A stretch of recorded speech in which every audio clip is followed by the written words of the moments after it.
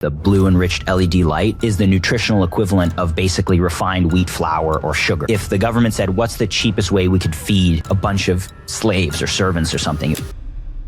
It would just be like shovel a bunch of sugar and flour down their throats because it's just the cheapest, simplest calorie source that you can possibly get. And that's essentially what they've done with all modern indoor lighting. It's high blue, so it's the cheapest to produce. From modern artificial lights, you have enough blue to cause physical damage to the retina and also skin as well, but the retina is the most sensitive because it's totally exposed. We will develop systems over the time, like these whole home lighting systems that exist, to allow people to have changes in intensity. The bulbs we've created solve all of the problems for modern indoor lighting. So I was thinking last night about I remember the night we met. I don't remember too many times I've met people, right? Like if you think about your 10 closest friends, you might remember, but people that you see less often, I don't know where I met people. And sometimes I met people and I don't even remember that I met them. They're like, hey, remember we met before? And I'm like, I don't want to be that guy. I'm so sorry.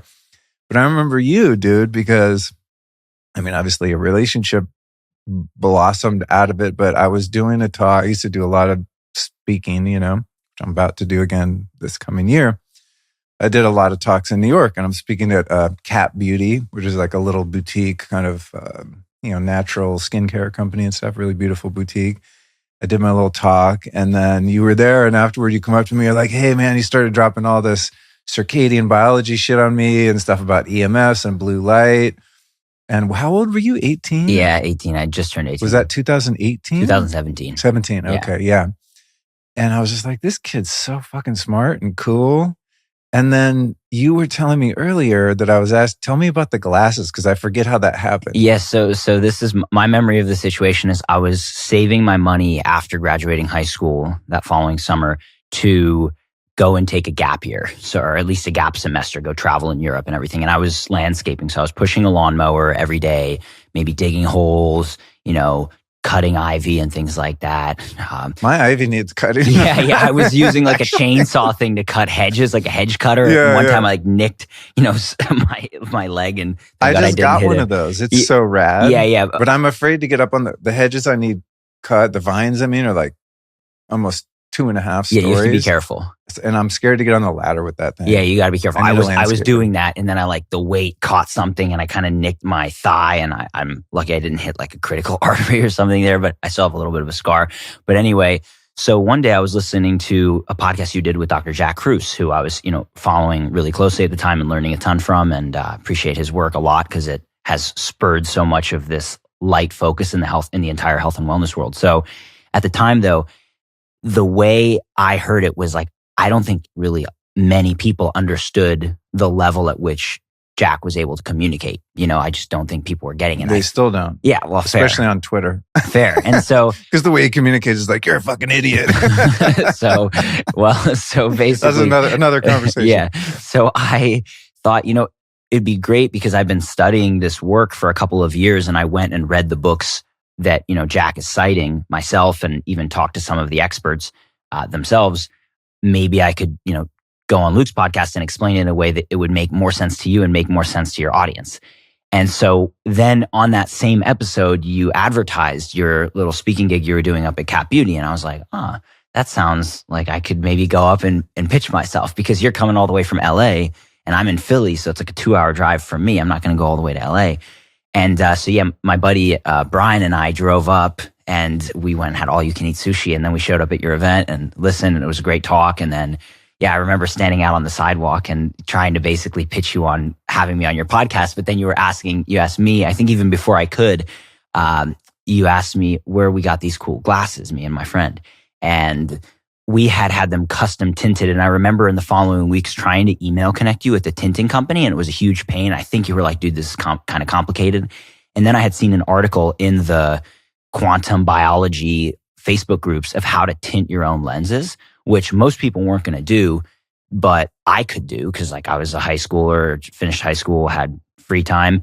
And basically with your initial payment, it was like, I basically charged you, I think the cost of just the materials to buy a hot plate, chemistry beaker, the tint, the lens holders. And basically I remember you sent in your frame and we like tinted the lenses and that was it. And then we had scheduled, it was like miraculous that you happened to be back in New York a month later, which is when we set the podcast for. Oh, I didn't realize that. I thought it was in the same trip. Yeah, was it like a month later you were coming back? And so you said like, hey, come up, and you were staying at the hotel, the Standard, and then the AC was broken, and then you got your way into the Empire Suite, and then we had this like epic view to record this podcast. The penthouse suite at the Standard, yeah. It was super cool. Scarface 80s, like gaudy, modern. I mean, it's cool. I remember that because I had that room, and it's funny to think about now, but I remember like I don't think I could afford that room. I don't know how much it was, maybe $2,500 a night or something, right? And I got upgraded, and I was like, dude, I got to book a bunch of podcasts in here so the guests roll over and like think I'm balling. I was like, I have a huge podcast because I'm like in this dope suite with cameras and everything. But I think you were the only one I managed to get there. It worked out really well. And then I remember months because I was only going for about a year at that time. Yeah, it was 2017, late 2017. I started in the first episode was June 2016. Okay. So then what happened was the months went by. I went and took my gap year, and I was traveling all around Europe, and the podcast hadn't come out. And I remember thinking like, damn, did Luke just think it wasn't that good of an interview? Because I remember I was your youngest guest, your least known guest, and it was the longest episode you had ever done at the time. We cracked 3 hours, and that was the first. And I was just like, man, I guess it wasn't good enough. Like, he's probably not going to release it. But then I ran into you at Paleo FX in Austin 2018 in April 2018 in Austin here. And then you told me, oh yeah, it's coming out in a few days. So you had canned so many episodes that it was like 6 or 7 months, down the lineup. And so finally it came out, and I remember you telling me like it hit your #1 download and it stayed at the top for a long time. Yeah. And I was like, wow, that's crazy. For me, it was a sign that the universe wanted this information. But to wrap this up, years later, I was reflecting on this whole interaction between us. And I really felt like I was kind of asking God or the universe through you, like, hey, give me a shot. Like, I want to get this information out. And the universe was asking back like, hey, bro, you got to be able to deliver the goods, like help people have the tools that they need to apply the information. Like, it's fun to just talk, but you got to be able to give people something to make it practical, which is what the glasses are, and eventually now the lighting that we're developing and all that stuff. So in retrospect, it all made a lot of sense. So epic. Yeah. I think at that time, I was only going for a year. So, obviously sometimes I have people on the show that no one's ever heard of, and they maybe never been on a podcast, but I think they're really interesting. And so there they are. But, at that time, I was definitely vying for big names because I wanted to establish myself, so Jack Cruz and whomever else I was able to land, I was always trying to get a big guest so I could kind of grow. And so had I not met you and I just got an email from you at that time and you're like, hey, I'm 17 and I kind of know about blue light and, I want to be in your podcast, I'd probably like, oh, that's nice, but, it's not really a fit. But dude, you just had such...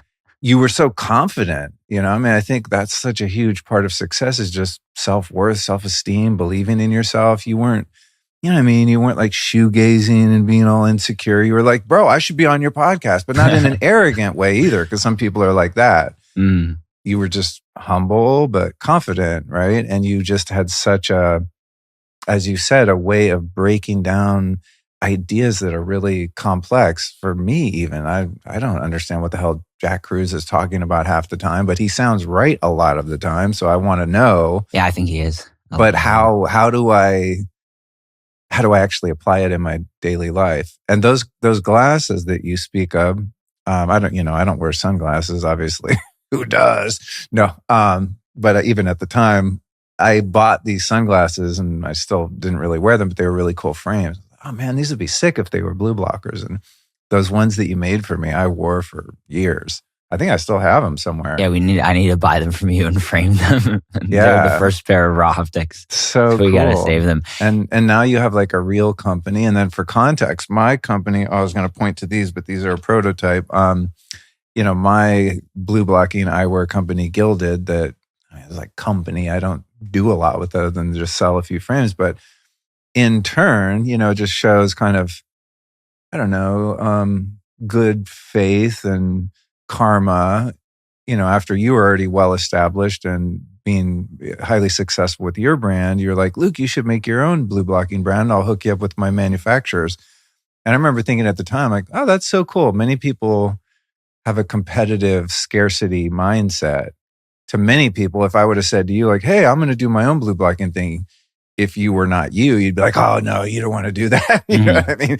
Definitely wouldn't hook me up with the manufacturers that you use. I mean, you're like literally creating a direct competitor. So I remember thinking, yeah, he gets it. That's how the universe works. There's a few billion people on the planet that need to protect their health from this toxic ass light environment. And there could be a million blue blocking eyewear companies and they would still make money. Yeah. You know what I mean? It's just a matter of reaching the masses and educating people that this is a huge problem. Yeah. And we should talk about that offline as well, because I'm excited about how we can, evolve that. Let's say I have some ideas. Cool. I've been talking to John, so great. Anyway, to continue. But yeah, that night was very interesting and very symbolic. Just the whole experience. I really appreciated it. There was another shock for me was we were standing there and then all of a sudden this guy walks up, Taro, the founder of Four Sigmatic. Yeah. And I was so starstruck in a way because I remember thinking, wait a minute, like I've heard of Four Sigmatic. Aren't they always advertising on the Tim Ferriss show? I was like, what? Like this guy's like probably friends with Tim Ferriss. Like, are you kidding? I was like going crazy because that was one of my favorite books. And I hadn't like gotten into the health and wellness world. I hadn't met anybody yet. So, I just didn't realize that it's kind of a very tight-knit world where everybody kind of knows everybody. I was like, what? So I was mind blown. And then also, as a funny side note, I remember sitting at a dinner table with you and Neil Strauss a couple of years later, and you were actually retelling this story. And it was such a great story. And Neil, with his great sense of humor, he was like, and so I was a part of this somehow, right? Like he just cracked the perfect joke at the perfect moment because it was such a great story. It's like you want to be a part of it. It's funny, Neil, in a roundabout sort of way, is part of the story because he's the one that introduced me to Rick Rubin. And I guess I spoke at one of Neil's events, and I don't think I talked to Rick, but he was there, so Rick was aware of me. And then eventually Neil's like, hey, go over to Rick's house and help him out with some stuff. And so I did that and we became friendly. But then I think Rick heard you on my podcast and Rick's really into Jack Cruz. And then he's like, hey, I want to meet this Matt guy. Yeah. And then you fly out to Malibu and live in his guest house. You're like cruising one of his cars around. He just like adopted you as like a nephew or son. And that likely crazy. Wouldn't have happened if it wasn't for Neil, right? Yeah, and I think you told me too that I think Jack was speaking at one of those one of Neil's events, which is how you connected with Jack, if I'm not mistaken, as well, and wanted to start interviewing him. That was my first ever public talk on health and stuff. It was really cool. I wonder what year that was. Maybe 2000. I think it was 15 or 16, because I think it was just before, like the year prior to when we met. Yeah, but I remember that event. Neil had a group. What was it called? It's like a mastermind for men, entrepreneurs and stuff. Maybe, I don't know, 50 guys or something like that. And so Ben Greenfield, Jack Cruz, Daniel Vitalis, me, I don't remember who else. Rick was just in the audience. He didn't speak, but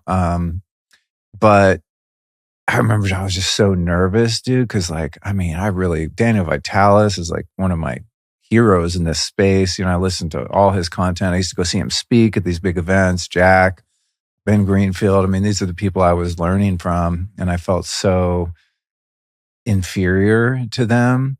I put together this PowerPoint, which was like 5 hours worth of content, but I didn't know that at the time.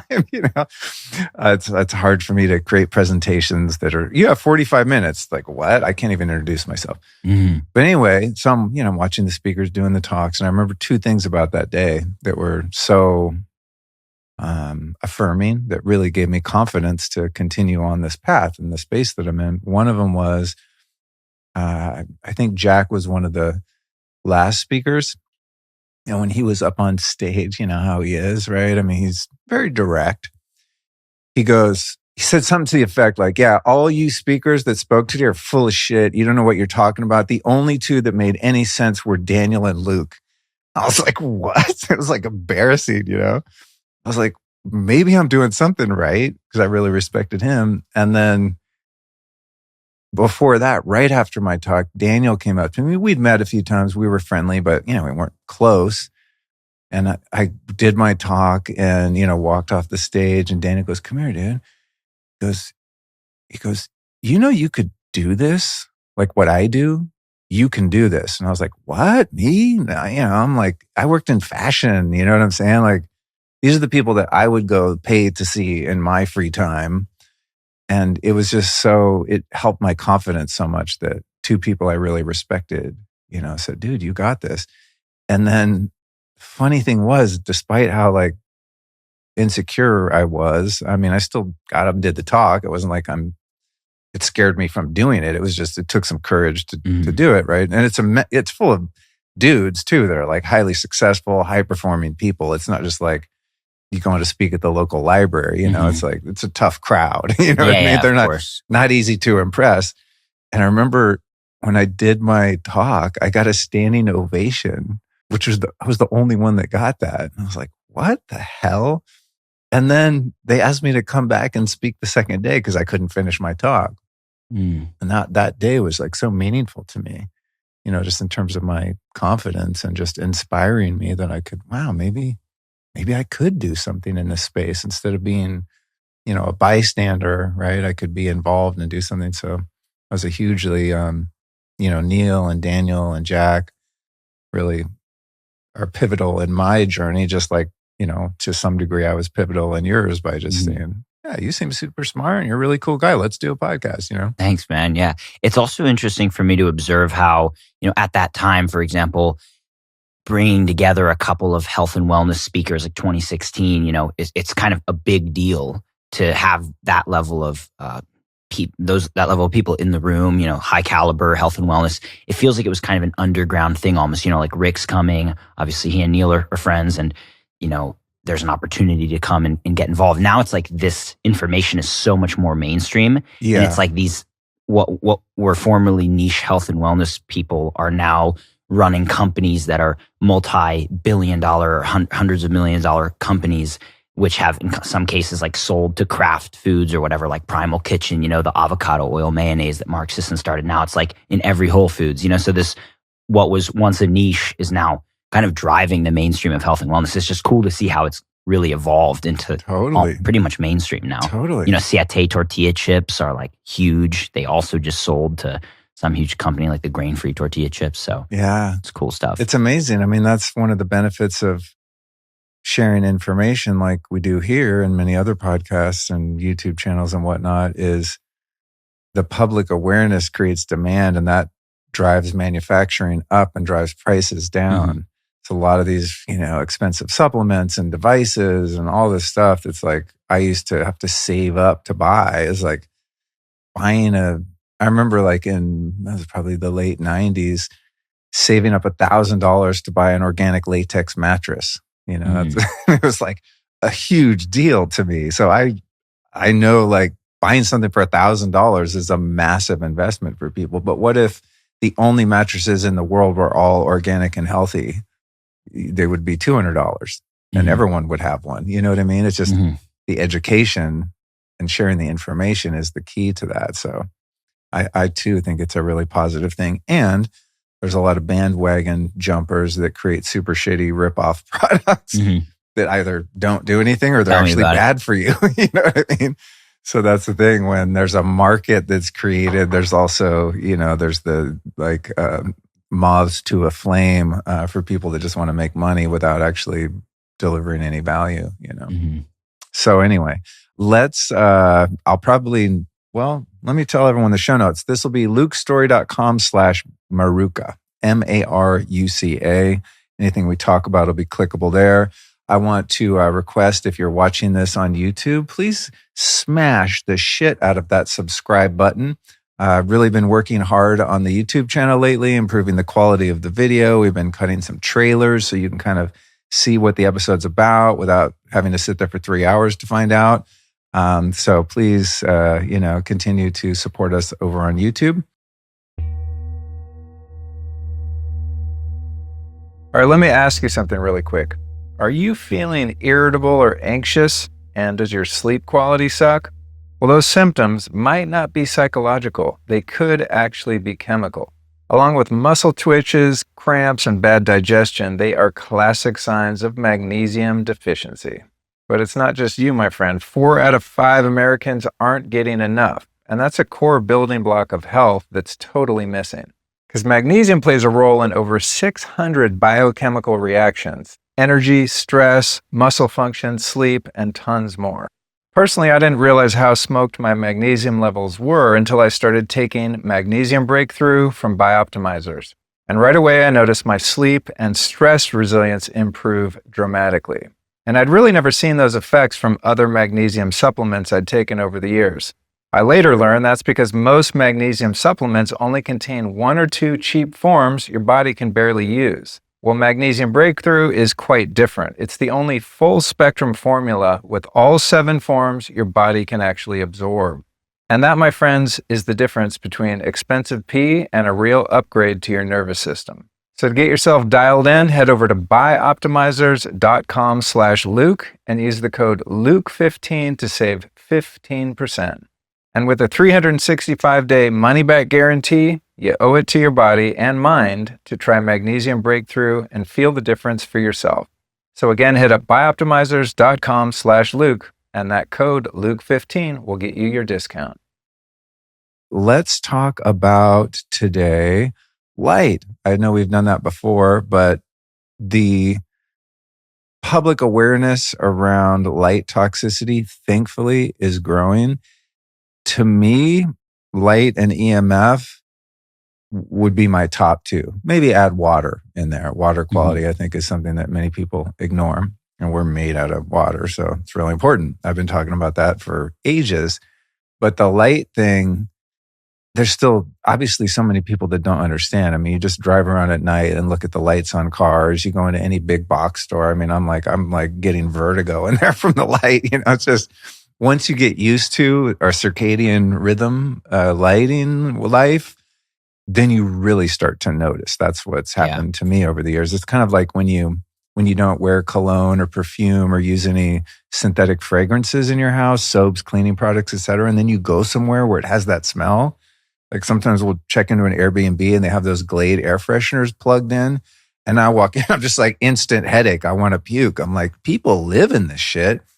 Only because your body acclimates and you adapt, and I think it's that way with light. Many people just don't notice. All my neighbors have these spotlights for porch lights. It looks like a prison yard that shine into our house. I'm just like, you guys actually live in that?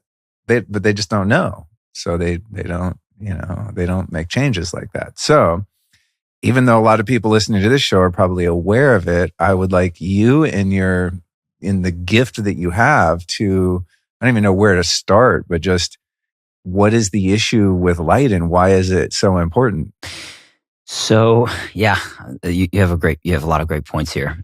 I would love to start with some updates on previous information. Okay, so, cool. Years ago, I learned from a lot of these people in the space, some of whom we've discussed already, who take scientific information and then kind of draw their own conclusions, which I think is necessary in order to move science forward. However, if people misconstrue what the science actually says, which happens a lot in the biohacking world, it can lead to a lot of false conclusions and a lot of really strong conviction, which we see especially in like the biohacker space and the quantum biology space, convictions that aren't always, again, based on the actual evidence and what it says. So I've been working really closely with Dr. Alexander Wunsch pretty much since we did our last podcast interview a couple of years ago.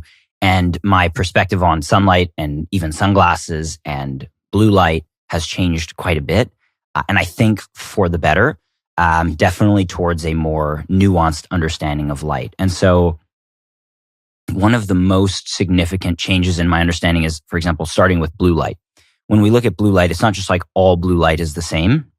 Blue covers a range of light from around 400 to 500 nanometers. So light's measured in nanometers. The visible spectrum goes from around 400 to 700 or so nanometers, which is in the red. And then beyond that's more or less the near infrared and then far infrared and so on. And below 400 nanometers, you have ultraviolet A, B, and C. So anyway, we can split the blue light spectrum into two parts, more or less. Below 450 nanometers, we would call it bad blue. So this is blue light, which generally doesn't have any tremendous biological significance. It doesn't really have benefits for us. It's like the little sister of ultraviolet A light, which can be damaging to our eyes, to our skin. It can cause aging. It can cause cellular damage via reactive oxygen species production.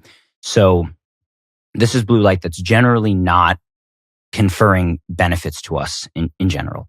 Then we have what we can call good blue light, which is the blue light above 450 nanometers. This is the blue light which regulates our body's circadian rhythm. The key thing is that it's good during the day, but it's not really so good at night. In fact, it's bad because it's disrupting the body's circadian rhythm, the natural release of melatonin, and so on and so on. So now most people who are talking about blue light are just kind of lumping it all together. And it's important to have this separation. So when we talk about blue light protection, during the day, we have lenses like daylight lenses, which you use, of course, in your own form, which block all of the damaging short wavelength blue light. So we're getting protection from modern light sources and screen devices, which have a huge amount of this bad blue, but they also have a huge amount of we'll call it good blue. So the blue light spike in modern light sources is right around 450 nanometers, which is literally right in the middle of, we'll call it the bad blue and the good blue. So from modern artificial lights, you have enough blue to cause physical damage to the retina and also skin as well. But the retina is the most sensitive because it's totally exposed, whereas skin is designed to kind of block light essentially to some extent, or at least short wavelength. That's interesting because the retina is just the light's going right in there. Exactly. That's interesting. It's black, so it's fully. So it's the reason I mentioned skin is because it's not that we want to fully ignore skin. Like I would honestly consider wearing something like a baseball cap, or long sleeves, pants if I'm going to be inside under artificial light all day continuously. But the retina is definitely the main concern because it's the most sensitive and the most exposed, and it's highly active. It has a very high metabolism. I believe it's the highest of any tissue in the body. It consumes the most oxygen. It uses the most energy, which means that changes in the metabolic conditions can be very quickly seen. And if they're negative, then they'll have negative effects very quickly. So anyway, short wavelength blue light has these issues of physical damage. So at the same time, all of the modern artificial lights with this blue peak around 450 nanometers are also modulating the body's hormonal system, which from the sun is a desirable thing. Like the sun shifts in the morning, blue light comes in. Blue light's essentially a warning signal, I've learned from Dr. Wunsch, for the onset of ultraviolet. So it allows the body to start producing cortisol and other stress hormones, which allow our body, similar to plants, how plants adapt to sunlight. So they shift to be able to handle the strong intensity of sunlight and kind of protect themselves. Our body has systems for this. I'm not saying sunlight is bad, but I've learned, as I shared, a much more nuanced perspective from Dr. Wunsch that, of course, too much sun is going to be bad. And the extreme biohacking world that I sort of started in has this mindset, the normal person thinking is if something's good, more is better. And the biohackers basically say if something is good, then more is better, and way more is even better than that. That's essentially biohacker mindset. Yeah, I kind of have that mindset sometimes. Yeah. Yeah. And that's what I was doing with sun. I was constantly overdosing, even when my body was telling me like it's really not good for you anymore. I wasn't really enjoying it. I thought, oh, more sun's just going to be healthy for me. Oh, I should move to, Mexico and be in the sun constantly.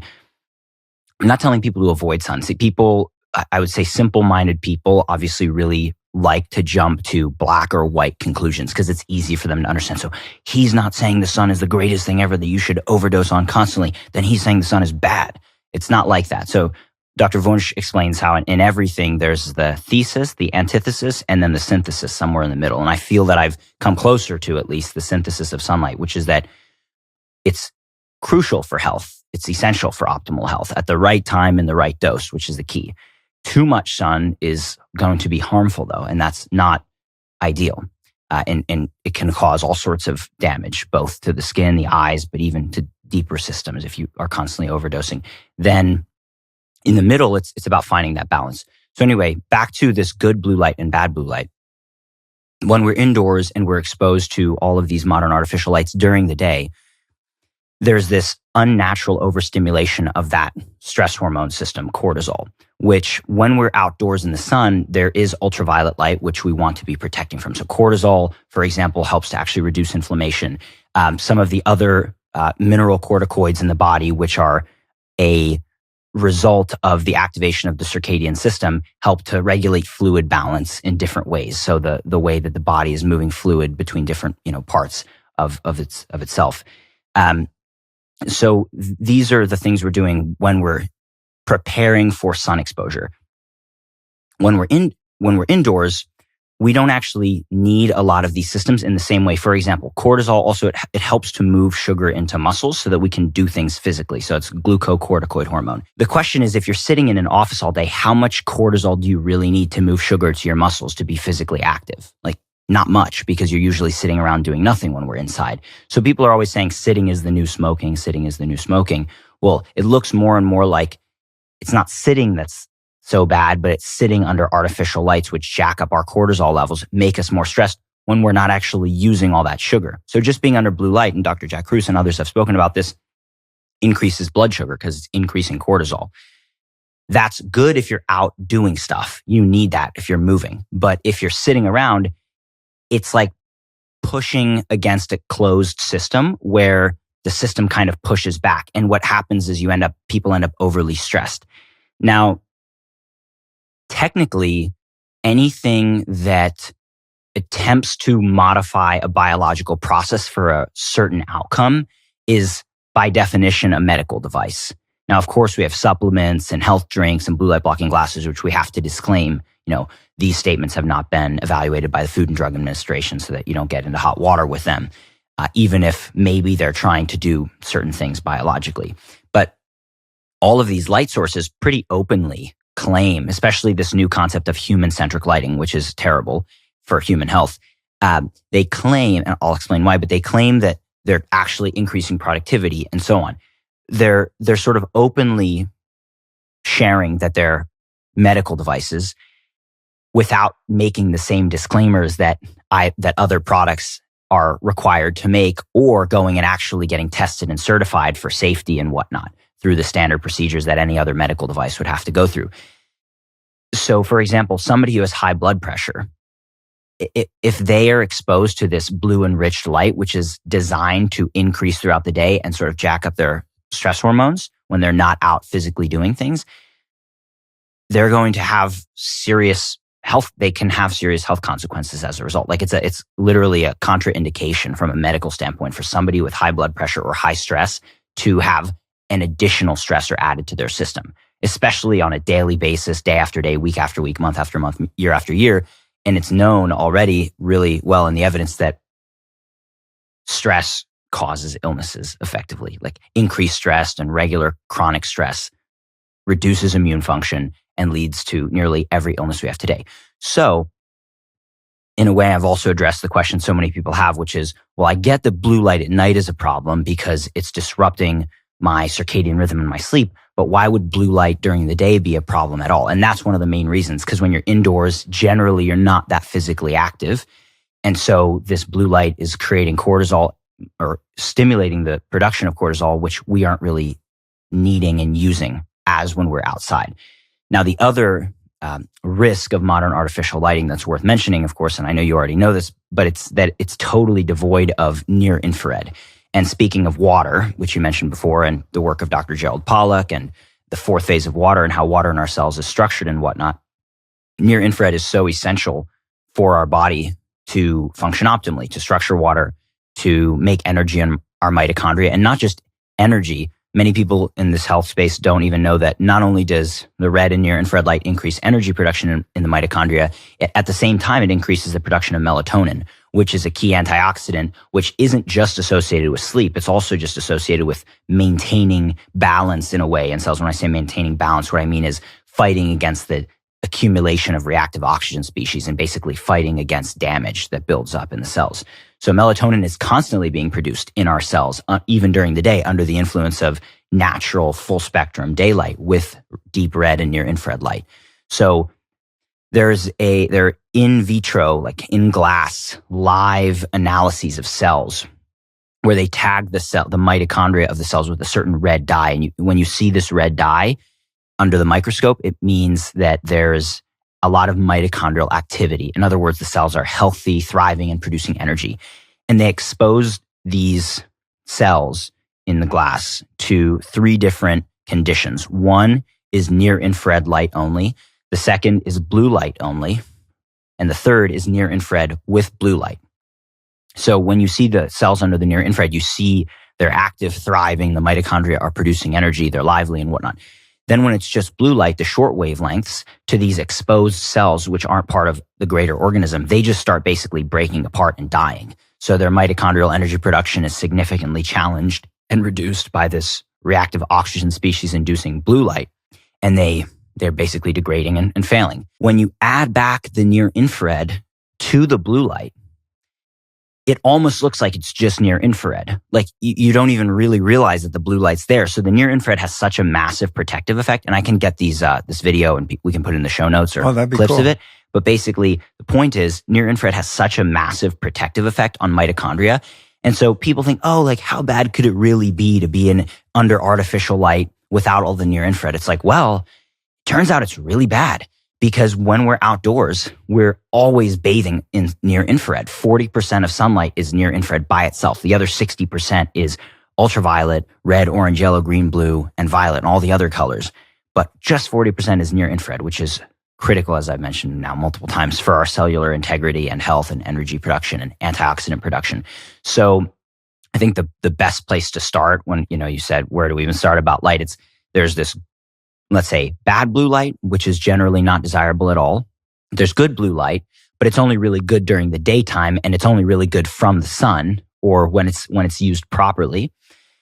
And I've mentioned a bit, of course, about the changes in my beliefs on sunlight. And then I would say that just to add context with the blue light blocking glasses that, of course, we both sell and teach people about, for people to have a deeper understanding of how they really work. You have daylight lenses. So these lenses focus on blocking effectively 100%. Any lens that claims actually 100% is never actually telling the truth. Because if you take a high powered laser, it's going to go through like coherent light, but most people aren't staring into lasers, and you should never look into a laser. Lasers are very different from normal light sources. They're highly, highly powered and focused and coherent. We say 99.99% basically. So these daylight lenses are designed to block 99+% of this short wavelength bad blue light, also known as HEVL, high energy visible light, like the little sister of ultraviolet light, as I mentioned before, and around 50% of the hormonally stimulating, circadian activating good blue light. So that way during the day, you don't have that same sort of jacking up of your cortisol levels, but you're also not going to get knocked on your ass and fall asleep. The sunset lenses, on the other hand, block 99+% of the bad blue light, but nearly 100% as well, 99+% of the circadian activating wavelengths. And that's really what makes these lenses different. So they're both protecting the eyes from artificial light, but one is kind of neutralizing the hormonally stimulating effects, while as the sunset lenses are designed for the evening to basically make you tired and let the brain know all that stimulating, energizing blue light is gone. Now, Dr. Wunsch came to me with an idea about 1.5 years, 2 years ago. He said, well, we have lenses that do both of these things. That they all protect from the short wavelength bad blue light. And one blocks or reduces 50% approximately of this stimulating blue. The other, the sunset lenses, the evening red-orange lenses, they reduce the stimulating blue by about 100%. What if we were to make a lens that actually lets through all of the good blue while still reducing the bad blue? So you still get the protection while getting the stimulation if you want it. And so the key difference here is, rather than, for example, blanketing an entire office of workers with this stimulating human-centric lighting, which one person might react well to because they're young and healthy and they can benefit from that increased cortisol, but somebody else is older and has high blood pressure and it's going to stress them out even more and affect their immunity and all this other stuff. What if we could make a lens that allows people to choose if they want that additional stimulus? And so that's where Dr. Wunsch created the idea of BlueSync. And so BlueSync is the lens. I don't know if you've gotten to try it yet, but it's a lens. I want some. Yeah, we'll send you some. So okay, I'll let me try. Yeah, of course. So it's a lens which transmits more of the stimulating good blue wavelengths while still filtering and reducing the short wavelength, more damaging part of the blue spectrum. Now, the other thing, I dig it. The other thing, and this is quite controversial, and we got a lot of Could these just replace sunglasses? Precisely. Okay, that's where I'm going. So basically, the other function of BlueSync, besides the lens you could use indoors as a more stimulating lens, for example, I typically find that after 20 to 30 minutes, I actually want to take them off, maybe up to an hour. But in fact, for you, getting your day started, and you said, you haven't done a podcast this early, you might want to actually just wear them for a little while now and see how you feel. I sometimes feel that they have a similar effect to even like coffee, because it really is increasing the relative proportion of the stimulating blue by approximately 35%. So we can't actually, without a light emitting device, you can't actually increase the total amount, but by shifting the balance of the spectrum, it relatively increases this portion of stimulating blue. And the brain perceives that as an increase because the sensors in the eye and the brain are working on a relative basis. For example, the pupils adjusting, opening, closing, depending on the light intensities. But the difference in proportion is what the sensors are receiving here. So anyway, it can actually shorten the amount of time it takes for someone outside to get the same circadian stimulus it by about 35%, as I mentioned before. So it increases what we call melanopic lux. I'm in my head trying to do the calculations in reverse, but melanopic lux. So melanopsin is the sensor in the eye, which absorbs that good blue light and speaks to the clock in the brain. So lux is light intensity. So melanopic lux is just the technical term for the intensity of the light that drives our body's rhythm. So it increases the melanopic lux of sunlight by about 35%. So, or of any light source, really, as long as there is good, the good blue light to be increased.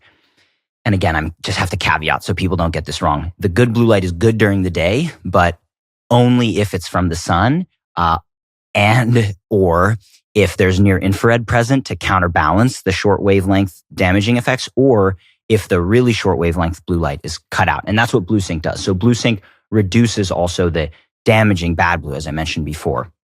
Anyway, so the other function of BlueSync is, as you mentioned, as a sunglass. So regular sunglasses are a problem for health because they block UVA and UVB light. And that is actually, I'm coming to believe more and more from working with Wunsch, a good thing if you've gotten enough sunlight already. Like if you're out longer than what is a beneficial dose, more UV light can only end up being damaging. And so I was totally wrong, I believe, on the whole sunglass thing for a long time, but not 100% wrong, because the huge risk of sunglasses is that in trying to give people this feeling of visual relief, most sunglasses are kind of dark brown or gray or black. So what they're doing is they're reducing all of the visible light wavelengths, all of the colors. And that includes the good blue. So it means you go outside and you're not getting the proper stimulus from sunlight that you're supposed to. It might be reduced by 20%, 30%, 50%, sometimes even more with darker sunglasses. And what that means is that people wearing sunglasses outdoors never fully wake up. They don't get the benefits of sunlight. They're groggy. They feel a little bit like in a daze. I always feel that way whenever I've worn traditional sunglasses. I never liked them. So with BlueSync, you get the feeling of relief and protection without the feeling of kind of being in a daze, being groggy, and being less sharp. You actually end up feeling more sharp. So it's a really interesting, I would say, revolution in sunglass lens technology, and it's how sunglasses should be. Now, I'll disclaim again, I'm not saying people should never go outside without sunglasses. I think people should go outside, especially at sunrise and sunset, without any filter, and even, for example, at different periods throughout the day. Ultimately, I really recommend that people do what feels best for them. So I'll go outside sometimes and feel like, I just want to let the pure light onto my eyes. But then after a while, I'm like, I'm feeling a bit irritated. I want to protect my eyes. And another one of the concepts that the biohackers totally missed, myself included for the longest time, is that not all daylight from the sun is created equal. And this is a huge, huge concept for people to grasp. Humans evolved in the canopy of trees as primates for hundreds of millions of years. Like the time that we've been humans who left the trees and went out under the open sky is maybe 2 million years out of 100 million potentially, or at least tens of millions as primates. And so in the canopy of trees, you're surrounded by and completely encapsulated by green.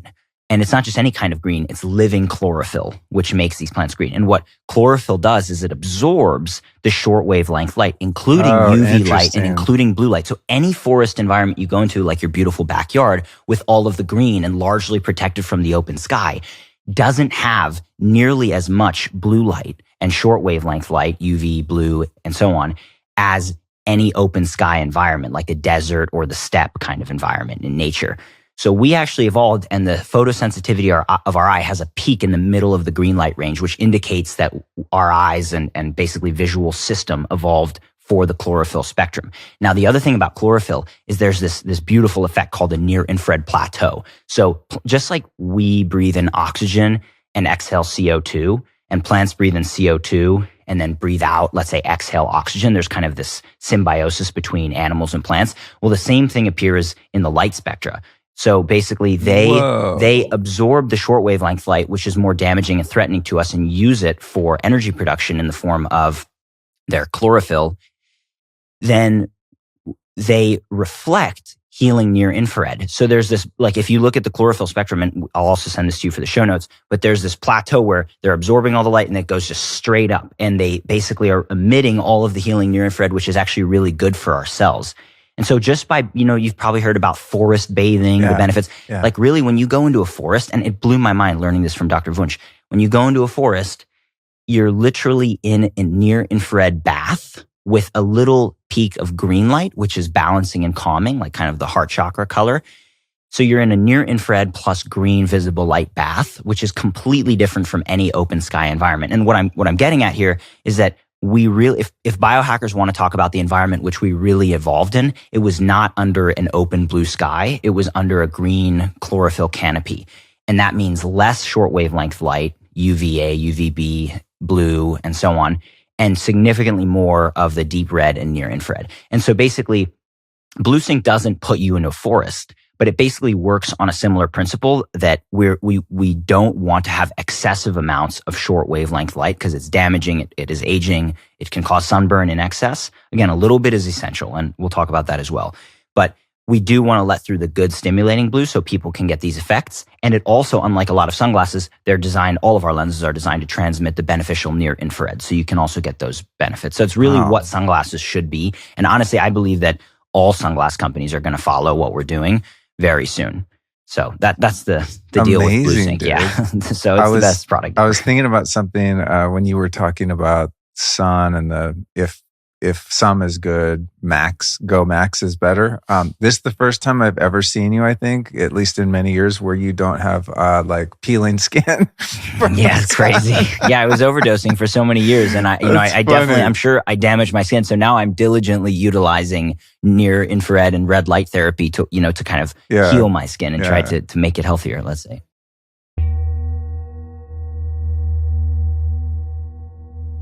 I recently signed up for this subscription service called Quantum Upgrade, and it's been a major game changer for my energy, EMF resilience, and the overall feeling in our home. Let me explain how it works. Quantum energy is the energy that supports all life in the universe. It's nonlinear, non-local, and has an immense potential for health when it's harnessed and directed to you or into your living environment. Through many years of research and development, Quantum Upgrade created one of the world's most potent sources of usable quantum energy. So when you sign up for their service, Quantum Upgrade associates your home, car, phone, business, and even your pet with this energy. The energy you receive with the Quantum Upgrade is a high consciousness field that you can even customize on the fly. For example, I like to set different booster levels at specific times, such as before a podcast recording or during sleep. It's pretty awesome. The Quantum Upgrade energy streaming service has already been studied and tested by independent institutes, doctors, and labs with phenomenal results in placebo-controlled double-blind studies. It's been shown to improve red and white blood cells and even reverse stages 1 and 2 of blood clotting in only a few minutes. You can try it right now risk-free with a 15-day free trial by visiting quantumupgrade.io. All you got to do is use the code Luke15 to activate your free trial. Again, you'll find it at quantumupgrade.io. It's funny though, like on the, there's a lot of things I want to unpack based on what you just shared, because there's so much value in there for people, but it's, Jack Cruz, who's been on the podcast many times, and you and I both respect him a lot. He's like Mac's son, right? And so I've always kind of followed that. The more time I spend naked in the sun, the better I feel. Like I I subscribe to his thing. Like when I go to the tropics, somewhere closer to the equator, max sun all day, feel amazing. Maybe not so much on my face, like I'll wear a hat, right? But I think I'm kind of an anomaly in that most people I know would get burned or they'd have some oxidative stress from that, as you described, So it's funny because I'm always trying to find balance. So I'll push the extreme and see, okay, I pushed it that far. Maybe it's a little too much. I won't recommend that to people. But as long as I'm getting the sunrise, and on some days I can get a sunset, I have to take a walk or drive down the street to see it. I feel like that has a lot to do with my resiliency when it comes to sun exposure and why I never burn and I don't have like hyperpigmentation and lipofuscin and all the stuff that people get from the sun, right? And for 55, I don't have a lot of wrinkles, right? Which you would think if someone's out in the sun maxing for as long as I have, also growing up in the country, I'm in the sun. I mean, I should look like a freaking raisin based on that, but I don't. So there's so many things I want to ask you because you're hella smart, but how much do you think the sunrise exposure is prepping the body to be able to handle and absorb and utilize and benefit from more sun exposure throughout the day versus someone who sleeps in until 10 and it isn't going outside at all, then all of a sudden at solar noon walks outside naked and tries to sunbathe for an hour. Like they're going to get fried compared to someone who's acclimating themselves through the eye to sunlight. Yeah. Can you speak to that a little bit? Yeah, absolutely. So there are definitely a few mechanisms at play. And I would say I don't think anyone in this space would disagree about the benefits of sunrise, from Jack Kruse to Andrew Huberman to myself to Dr. Wunsch. Sunrise is very beneficial. Low angle light, as Huberman calls it, as early as you can. The lower the angle, the better. That means sunrise. I know. I fantasize, that's my window right there where I can see the sunrise, but there's all these trees in the way. I don't want to cut down the trees really, but I'm like, God damn, if those trees weren't there, I'd be getting pretty much the horizon. Yeah. So I don't get it until it's already been up for probably 10 minutes on the horizon. So it's still pretty good. I think you're doing pretty well. So definitely the near infrared and near infrared light are building the structured water in our cells based on the work of Dr. Gerald Pollack. Also, they're helping the mitochondria to basically make energy and kind of be more resilient and have more melatonin as well. There's also the benefits of, again, getting this cortisol rhythm going, which is, as I mentioned earlier, driving a whole bunch of processes in play that are going to make our body more resilient to sunlight. So I would say it seems quite clear, based on my understanding and the evidence that there is, that getting morning sunlight, early morning sunlight, is going to help to make your system more prepared and sort of preconditioned for midday and later sun exposure versus like staying out late. Drinking, which is also an issue, of course, dehydrates your body and whatnot. That's what a lot of people do when they're in the tropics, having margaritas until 1 a.m. and then they wake up, and then they're waking up late and then they go straight out. Or drinking during the day in the sun with sunglasses and sunscreen on, passing out in the sun and turning into a lobster. Yeah, and that's another thing that I have an issue with, or at least I don't think it's a really intelligent move, is being in the sun, but using things like sunglasses or chemical sunscreen to elongate your time in the sun. Like I wouldn't recommend, and I explicitly recommend people do not use Blue Sync as a way to elongate the amount of time they are going to spend sunbathing or something like that. Like if you're going to sunbathe, I do recommend covering your face, but you don't just chill there like, oh, I have these glasses on, I can just stay here forever because I feel comfortable. Like if you start feeling overwhelmed by the intensity of the light, it's a decently strong sign, in fact, a very strong sign that you should get out of the sun. And chemical sunscreen isn't a good idea. For example, Blue Sync is if you're out, you're walking through the city. Cities, by the way, are not natural environments. I'm glad you brought this up, dude.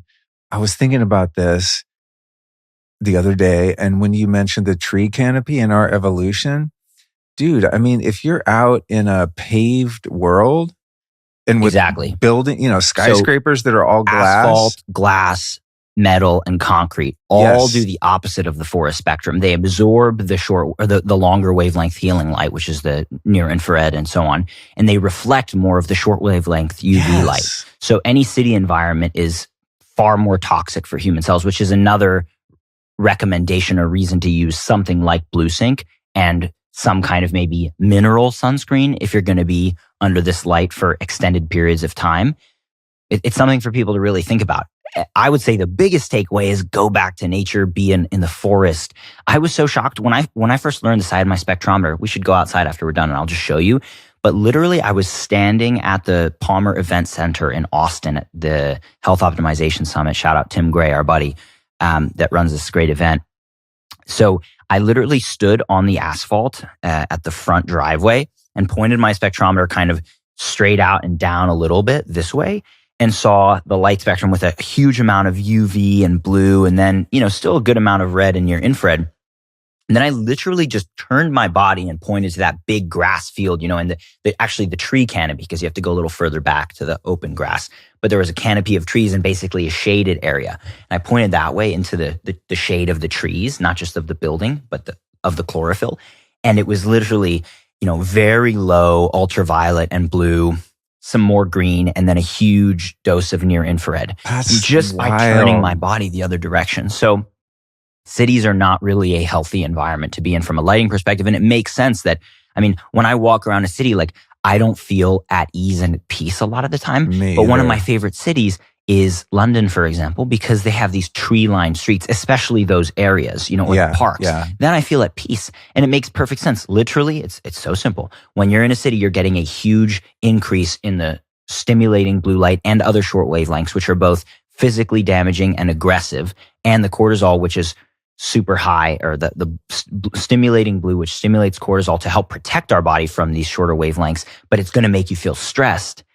That's what's happening in a regular city. Versus in any green environment, you're getting more of the healing near infrared, more of the cellular energy production and repair, and just a little spike of green light, which is known to be balancing and good for all sorts of other things, including hemoglobin in the blood and other effects, which I'm not even super familiar with, to be honest, but we know green is generally good and calming as far as colors of the spectrum. So cities, no good. So incredible. And imagine combining that with 5G repeaters everywhere. Like downtown Austin, it's a great city as far as cities go. I think I've aged out of enjoying cities for the most part.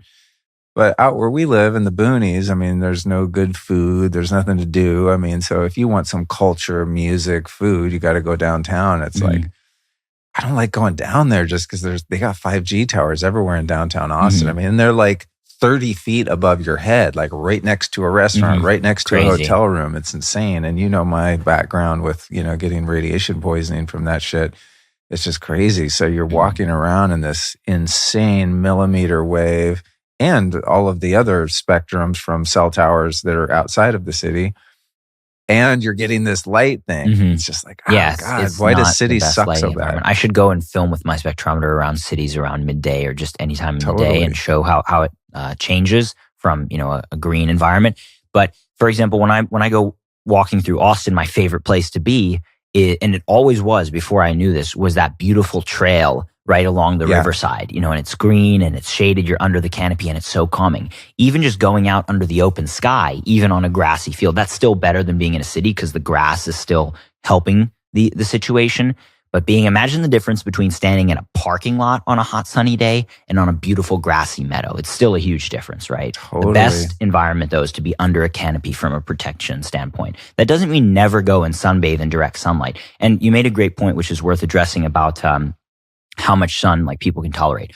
I'm not sitting here telling people that you shouldn't sunbathe. And again, these simple-minded people who immediately jump to all or nothing will say that that's what I'm saying, but that's not what I'm saying, just to be clear. No, I feel bad for you sometimes because especially on X, man. Not just you, but that's the hotbed of just polarization. And I think a lot of what I see is, people get invested in their belief system, right? And it becomes an identity. And then if someone has a different opinion, it's like they're not attacking your idea, they're attacking you. Not me, but people that are heavily invested and identified with ideas and belief systems, right? And so a guy like you comes out and is like, hey, maybe it's not just sun maxing. Let's find a balanced approach to this, right? And then you see people just like, but this guy said this other thing and I believe that, so you're wrong. It's just like, when we God. posted BlueSync, when we launched BlueSync, it was crazy. But I mean, I actually loved it. I actually intentionally went on the counterattack and it was really, really fun. When you launched BlueSync, I saw some people getting all up in arms in the way that I just described, right? Because they're like, you're attacking me because I believe something else. So frustrating. But I'm not trying to sound like, oh, I'm above that. I'm sure there's things I'm invested in and believe in too, yada, yada. But I don't know. I just have an open mind, right? It's like, I don't know. Maybe I'm wrong. I love being wrong because then I'm closer to being right. You know what I mean? But what was the beef when you launched these? Because I did see people like getting all, their knickers in a twist about it. What were the main concerns or complaints people had from the, the circadian cult? Yeah, that's exactly what I call it. That was very well put. I mean, that's cult-like behavior. Yeah. So, especially like if you were in the cult and then you defect, I mean, that's like one of the main mechanisms of a cult is ostracization. Ostracization, right? It's like your fear of being alone is what they're playing on. So when you're like in the I love it. circadian cult and then you defect and come out with glasses like these, everyone's like, oh. Yeah. The good thing is, for me, the best thing is I'm not on my own. Like I've basically spent pretty much a week every quarter for the last 3 years with Dr. Wunsch, like at his house. He's like my uncle now, like we're extremely close. Like we're literally developing the future of lighting products, the future of lens technology, the future of light therapy. I've learned from him very closely about all of the science of this stuff and the nuance and what most people miss. So it's like, if I had just come up with all of this myself, I might feel a little bit unstable being attacked, but I'm like, sorry, yes. The meme where it's like, there's this huge crowd of people and the one person looking at them saying, yes, you are all wrong. I know they're wrong. So it doesn't really personally challenge me. But Dr. Wunsch, by the way, for those who aren't familiar, he's from Germany and maybe isn't that well known here, obviously. I learned about him from Jack Cruz. And then I don't know if you probably introduced me to him and I interviewed him in London. Yeah. And we'll link to that in the show notes. I mean, you hear that guy talk, it's pretty hard to poke holes in anything he's saying. And what's interesting about that is that I know for a time, Jack Cruz would cite him a lot, but a lot of the ideas that you're sharing are things like Jack and his crew would shit on. So it's weird because Jack seems to really respect Dr. Wunsch, but then is super pissed about a lot of the things he's teaching people like you. Yeah. So Jack, again, I respect his work and everything he's brought out to the world. Even if I wouldn't agree with all of it, he's brought in tons of different sources to create the strong beliefs he has, which again, I generally still subscribe to. What Dr. Wunsch has helped me to see, or the way I understand the situation, is that he has been focused as a scientist on finding the truth and sharing the truth. Not just a scientist, but really first and foremost, he's a medical doctor. So he's a physician who treats patients and has a responsibility to get them the correct information. And he never wanted to be a pill pusher. So instead, he got into the world of frequency medicine, which actually led him to light, because light's such a powerful frequency. And he has seen his work misconstrued. And I believe when I came along wanting to work with him, he started to feel I think even more empowered to sort of take a stand and point out where people misconstrued his work so that it doesn't have negative consequences, because he's concerned about a lot of the biohacker extremism that has led people to make poor decisions or incorrect or uninformed decisions about sun exposure, for example. So some of the main concerns about BlueSync were that, well, one, it's a sunglass. So sunglasses are always bad. As I explained before, we've already actually covered a couple of the points, but I'll make them relevant in this context. So sunglasses are quote unquote bad. One of the reasons that biohackers believe that is because they reduce the beneficial blue. And I've addressed that. BlueSync was designed to be the first sunglass which doesn't reduce that beneficial blue. It actually increases it on a relative basis to the other color. So it gives the brain more of a stimulus of it, which is kind of the uniqueness. We market and sell BlueSync as a performance enhancing lens. We have people in their 60s, 70s who actually say it literally makes them feel like they can walk harder, run harder, perform better. and young people as well. I feel it when I use them. I run in them. It feels amazing. Anyway, so that's one, which we've addressed. The other is this idea that UVA light is necessary for health. So there's a sensor in the eye called neuropsin, which the biohacker people, Jack Kruse as well, and his followers have concluded is essential for some kind of timekeeping system in the brain. Because basically, because there's a sensor, because there's a button, you should press it. That's Dr. Wunsch's way of summarizing this mindset. Because there's a button, you should press it. But what Dr. Wunsch has explained to me is, what if that button's actually an alarm button? Should you press it? And his perspective is that it doesn't necessarily have some sort of timekeeping function. That's what melanopsin is for. That's what the circadian timekeeping opsin is for. There's not really significant evidence to support that this neuropsin has some beneficial, important timekeeping effect that we need to stimulate, that we need to press it, that it's actually more of a warning sensor, and that it's probably best not to press it, if you don't need to. That's his perspective. So it's actually quite simple. But again, when you have, and I don't think there's anything wrong with somebody like Jack Kruse or anybody taking this information and pushing the boundaries to develop ideas, because that's how science evolves and that's how the thinking evolves. If it weren't for a lot of the innovators in the health and wellness space pushing the boundary with products and then people going and studying them later, evolution wouldn't occur. So I don't think it's a bad thing that anybody's tried to do that. But I'm just saying what the other perspective is, and the cult-like followers of the one perspective didn't like this other perspective, and so then it's just like raw optics are the bad guys. We've gone crazy. We've sold out. We're just trying to make money now. All the other biohacked sunglasses, which you see from other companies in the health and wellness space, none of them do any of what I'm describing here. They're just like trying to sound cooler, but this is actually a uniquely different product, which was in development for literally 5 years. Wunsch was working on this before I ever actually even started working with him. So you didn't come up with this on ChatGPT and be like, I could make money with this tomorrow. No. Yeah, and I was highly skeptical of it. I was like, I don't know first of all, people are going to attack us. I don't know if it's going to work, but I started using it. I was like, I really want to release this, and we're going to release a darker version. Why? Which still lets through the good blue, because I was using this in Greece in July, Blue Sync.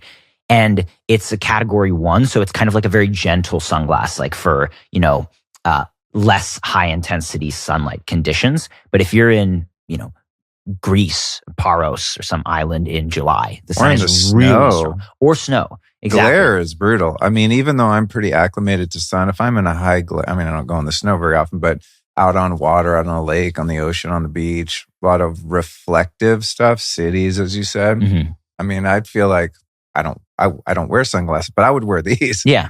Because I always I wish I had a hat. The glare is too intense. Yeah. So the other thing that biohackers miss, and I already did describe this as well, but again, to tie it into this conversation in this context, is they think that it's like any sunlight spectrum. And I used to believe this. I know this well because I was like, somebody once told me, they're like, oh, you're actually a recruiter for the cult. It was like one of the kids of one of the parents. The parents were in it. The daughter came along with them and was like, yeah, you guys are all crazy.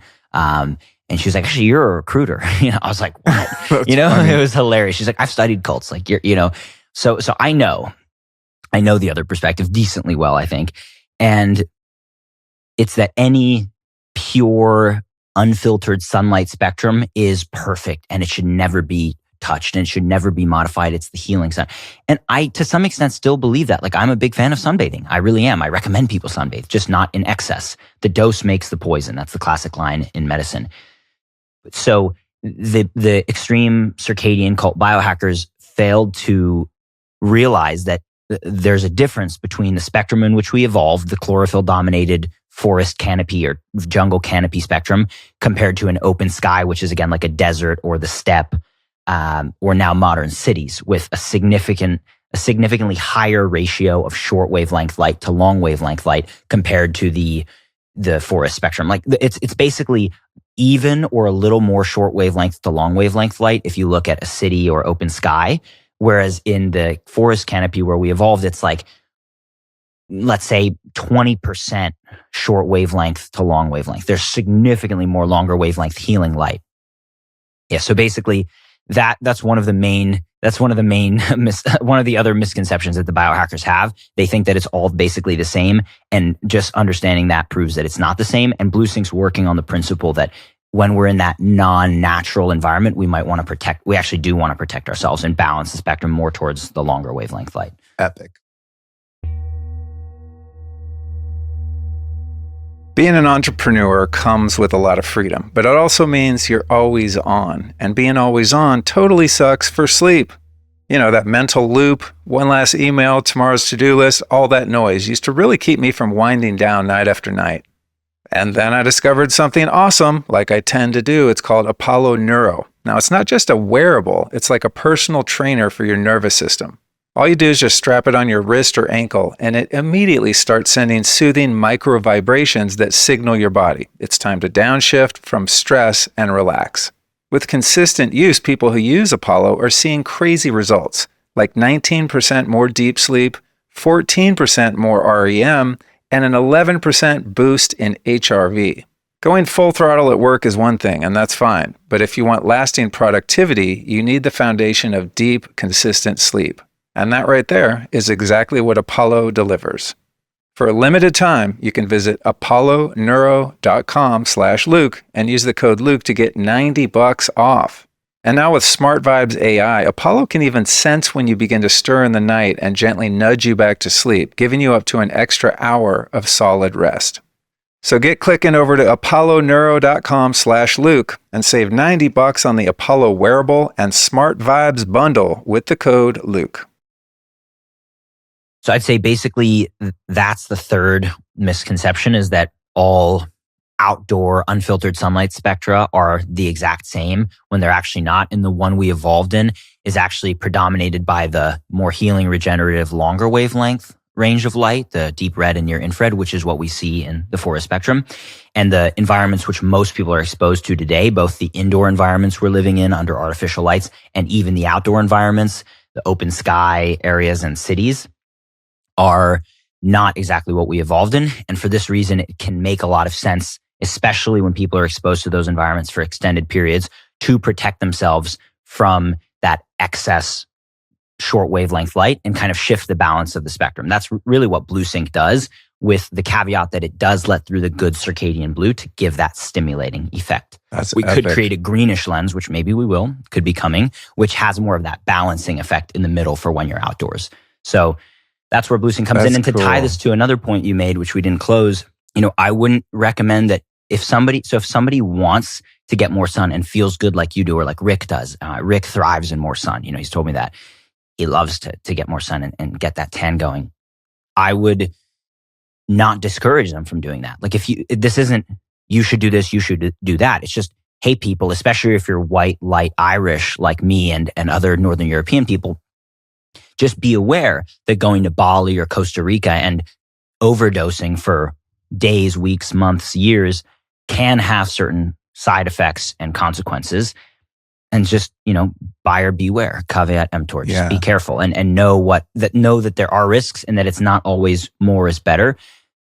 Come to your own conclusion. For me, I generally sunbathe, let's say 10 to 15 minutes on each side of my body. And that's enough for me in a day, typically, especially around midday when the sun is strongest. Maybe I'll do 2 sunbathing sessions, but that works really well for me. I believe that if I were to stop traveling so much and kind of give myself more stability in whichever environment I choose, I would be able to adapt a bit more and probably take on a better tan and sunbathe more. But I'm choosing right now to travel more because I love it. It's exciting and there's so much good stuff happening with the company. Like, for example, a bunch of professional tennis players started using our glasses. So I've been going to like Wimbledon and the French Open and all the tennis Grand Slams and tournaments. So it's like, and that's kind of a lot of travel, but I really enjoy it. Anyway, so people should do what they want. One other important point that Dr. Wunsch has advised me on is if somebody wants to get the maximum amount of benefits from the sun, especially vitamin D production and UVB light, with the least amount of relative risk and damage, the best time to sunbathe is actually in the peak middle of the day, because in the middle of the day, let's say between 11 a.m. and 1 p.m., you have the highest ratio of UVB light to UVA light. So generally speaking, the perspective I've gained from Dr. Wunsch is that UVB has this huge benefit of vitamin D synthesis. UVA doesn't exactly have a ton of beneficial effects that we're aware of. Again, someone in the biohacker health community might be able to point out certain things that I don't know, and I'd be glad to hear that. Please comment. I'll read all the comments, But UVB is where a huge portion of the benefits are coming from. There are certain benefits from UVA. I'm not fully discounting it. But so if you want the maximum amount of vitamin D in the shortest amount of time, the least skin aging, skin damage, all that other stuff, sunbathe midday, you'll get the most benefit relative to the concerning parts. Yep. And so that's a great recommendation for women who, are scared of the sun because they think it's going to age them. Well, sorry to tell these ladies, actually, I'm not sorry at all. There's a study out of Sweden which showed that the women who avoided sunlight had double the risk of death from all diseases. So what's called all-cause mortality in science and scientific literature. They had twice the rate of all-cause mortality compared to the women who actively sought out sunlight throughout their lives. And this was like a huge study with tens of thousands of women over a lifetime. And the group that kind of neither really sought out the sun nor avoided it were kind of right in the middle there. So it was a pretty strong correlation and statistically significant finding that people who are seeking out the sun are going to have better health outcomes in general. So here I am saying the sun's great and you should go sunbathe. So I wouldn't discourage, I would encourage young women who are trying to protect their skin and their beauty. Don't let vanity harm your health and increase your risk of cancer and immune dysfunction and all sorts of other issues. Like, go get the sun, but don't just listen to a biohacker on the internet telling you that you should do 5 hours a day and you'll be healthier as a result. I love it. Yeah, I have recently made a point to do my sunbathing around solar noon, which it changes all the time. It can't be like, every day at 12. It's like every day of the year it's going to be different. I found an app recently, I think on X, someone posted it, called Sundial. You can put this in the show notes, Jared. Super dope app. I mean, it has all kinds of features, but you can set the notifications so it gives you an alarm for sunrise. Well, actually for civil light, as they call it, like when it's light out, but you can't see the sun yet. So it's very dialed in, no pun intended, but it gives you the window of that peak UVB at solar noon. So I'll just look at that in the morning and be like, okay, cool. Around 1:15 is kind of the sweet spot today. And I'll try and arrange my day so that I can go, if I only have, 20 or 30 minutes to take off work or whatever I'm doing, I'll go out and spend that time. And that's like when I really savor the sun. And in Texas, the sun's pretty strong, versus some other places. Yeah. So I think that's a good practice. And also I think you raised another good point. Your genealogy has a lot to do with your relationship to the sun too, right? It's like, I never think about it, but I'm, kind of olive skin, dark hair, dark eyes. So it makes sense that I would be able to tolerate more sun than, a redhead, right? Oh yeah, absolutely. I think that's something that's important to know too. One other point that you brought into my mind as well about this kind of in-group, out-group attacking people. So the other day I was catching up with Chris Williamson, the podcaster, and really nice guy. We hadn't spoken in actually years since he and I did an episode, which was one of his earliest podcasts in, I think it was 2020. And he mentioned a few really interesting concepts. Like, for example, there is the body positivity community. As soon as Adele started losing weight, it was like all of a sudden they were up in arms that she wasn't one of us. Like, so people want to attack the people that they were previously identifying with to kind of feel comfortable in their concept of life, whatever that is exactly. And then as soon as that person goes a different direction, it's like, oh, they weren't actually one of us. They weren't a true one. There's also, he mentioned there's this concept he's done. I asked him, like, what's been some of the most interesting work you've done over the past few years or things you've learned about. And he's done a ton of work. I think sounds like more than almost any other podcaster on this. I'm not sure exactly how to describe it, but the concept of like women's, the challenges of life, of modern life for women and mating and all these things, given like the changing environment of, socioeconomic statuses and women wanting to date up. I'm not able to do justice to exactly what the whole concept is, but now you have the concept of so many women who have just dated and had fun through their 20s, and now they're in their 30s and single and waiting for, or hoping to find a husband and realizing maybe they missed the boat, or at least are late to the boat. And he showed this amazing song this one girl who's a famous country singer. It's called I Sit in Parks. It's like a 2-minute song, but she basically explains how she is sitting in parks, on a Saturday and looking at other women who have a family and kids and a husband who truly loves them, and they're having an amazing Saturday. And she's like, I sit on this bench and I hit my vape and I did what Rolling Stones told me was going to make me happy, but, make all these albums and all this stuff. And as soon as the song finished, we sat there and listened to it. One of my good friends is his videographer, so we were just like catching up, and we were listening to the song. And I was like, "Oh my gosh, that was only 2 minutes!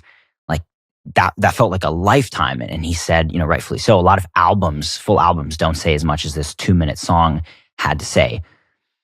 So anyway, there's an interesting concept there, which is another discussion. But speaking of on the male side, there's this whole community of like incels, like guys, involuntary celibates, and there's this concept I was unaware of that he mentioned to me. I think it's called something like rising up. There's an actual word for it, but it's basically if any of these guys they're all relating with one another and kind of, echoing in their own misery.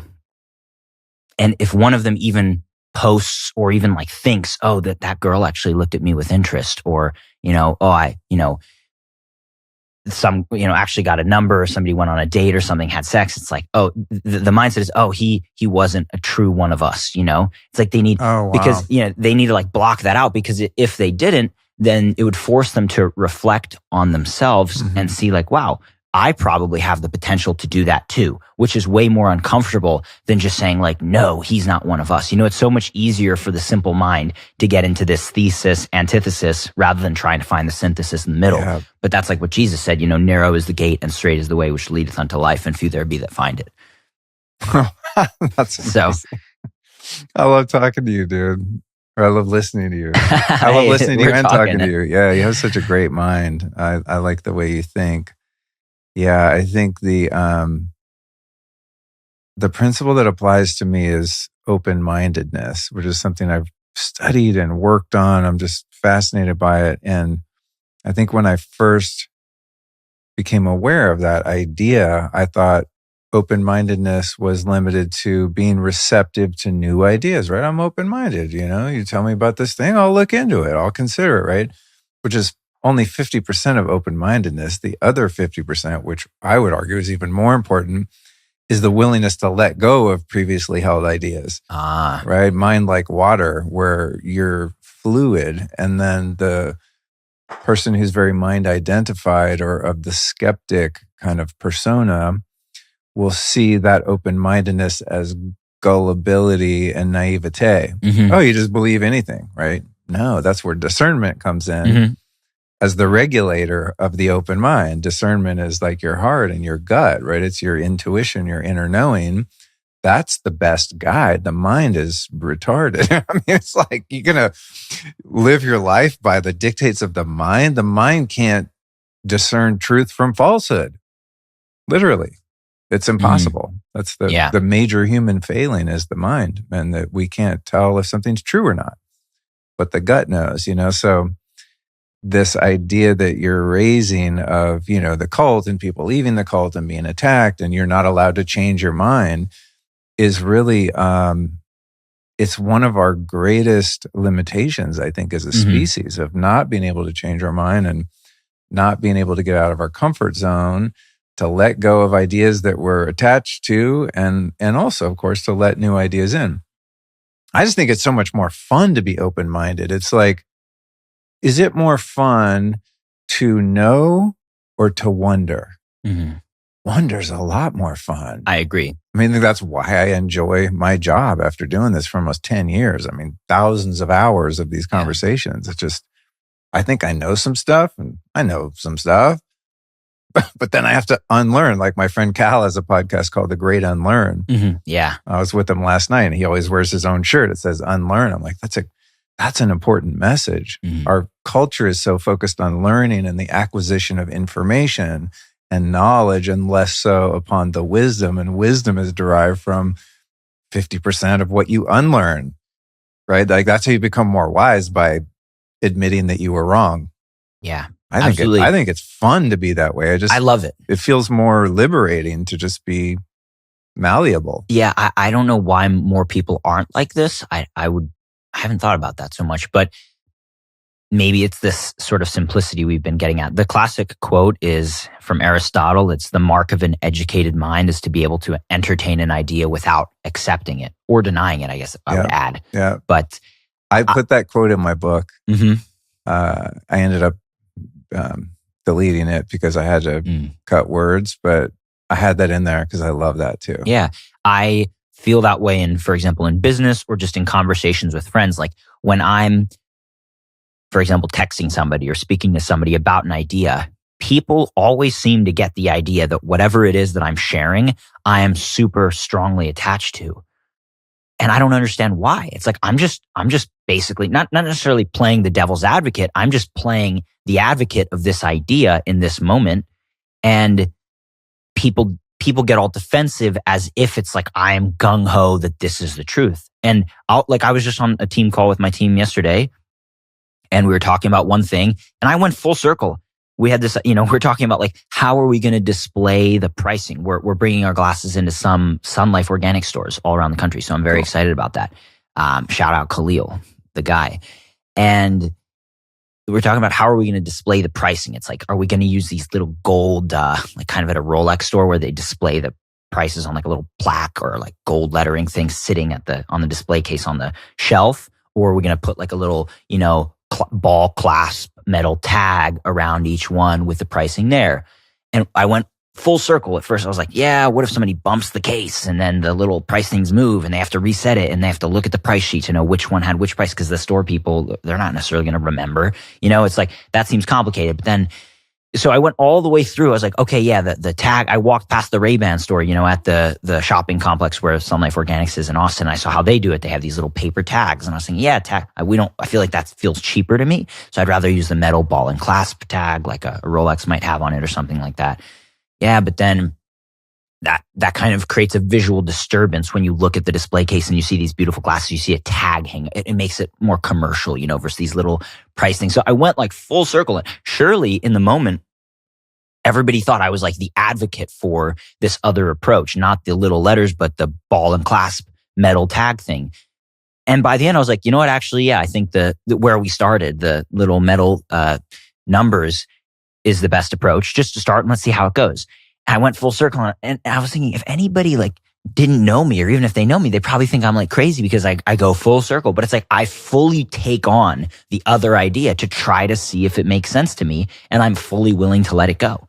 And that feels great. Like it seems to work. I mean, it's not like, I'm not Mark Zuckerberg as far as business success, but we've done pretty well. Sometimes I'm like, oh, we've been around 8 years. Like most small businesses don't make it 2, 1, or 3, So at least we're coming along, and I'd say not really small business anymore either. But anyway, so it's a great point. There's somehow, if I had to kind of guess, I think that, and there must be a great quote on this point that somebody could throw in the comments, but yeah, intelligence really is, I think Aristotle nailed it, like the ability to take ideas, challenge your own preconceptions that you're super attached to, which make you feel comfortable and good, and be willing to let go of all of that in search of a higher truth and being willing to be wrong. That's another thing. Like I was just talking about entertaining new ideas, but as you pointed out, the other 50% is letting go of old ideas. And I constantly admit when I'm wrong. Like, people react. I react in business. I think a lot of people react. I would love to. Joe Dispenza says, it's not about whether you react or not, or you don't, whether you lose it or not, or, whether you fall per se or not. It's about how long you're going to stay like that and when you're going to decide to change, and get back on the horse and keep moving forward, basically. Paraphrasing Joe Dispenza there. I don't like reacting and being mean, or, letting out like let's say the evil inside and projecting that on somebody else. But I do my very best to as quickly as possible, like sometimes it's in 2 minutes, realize like, yeah, that wasn't cool.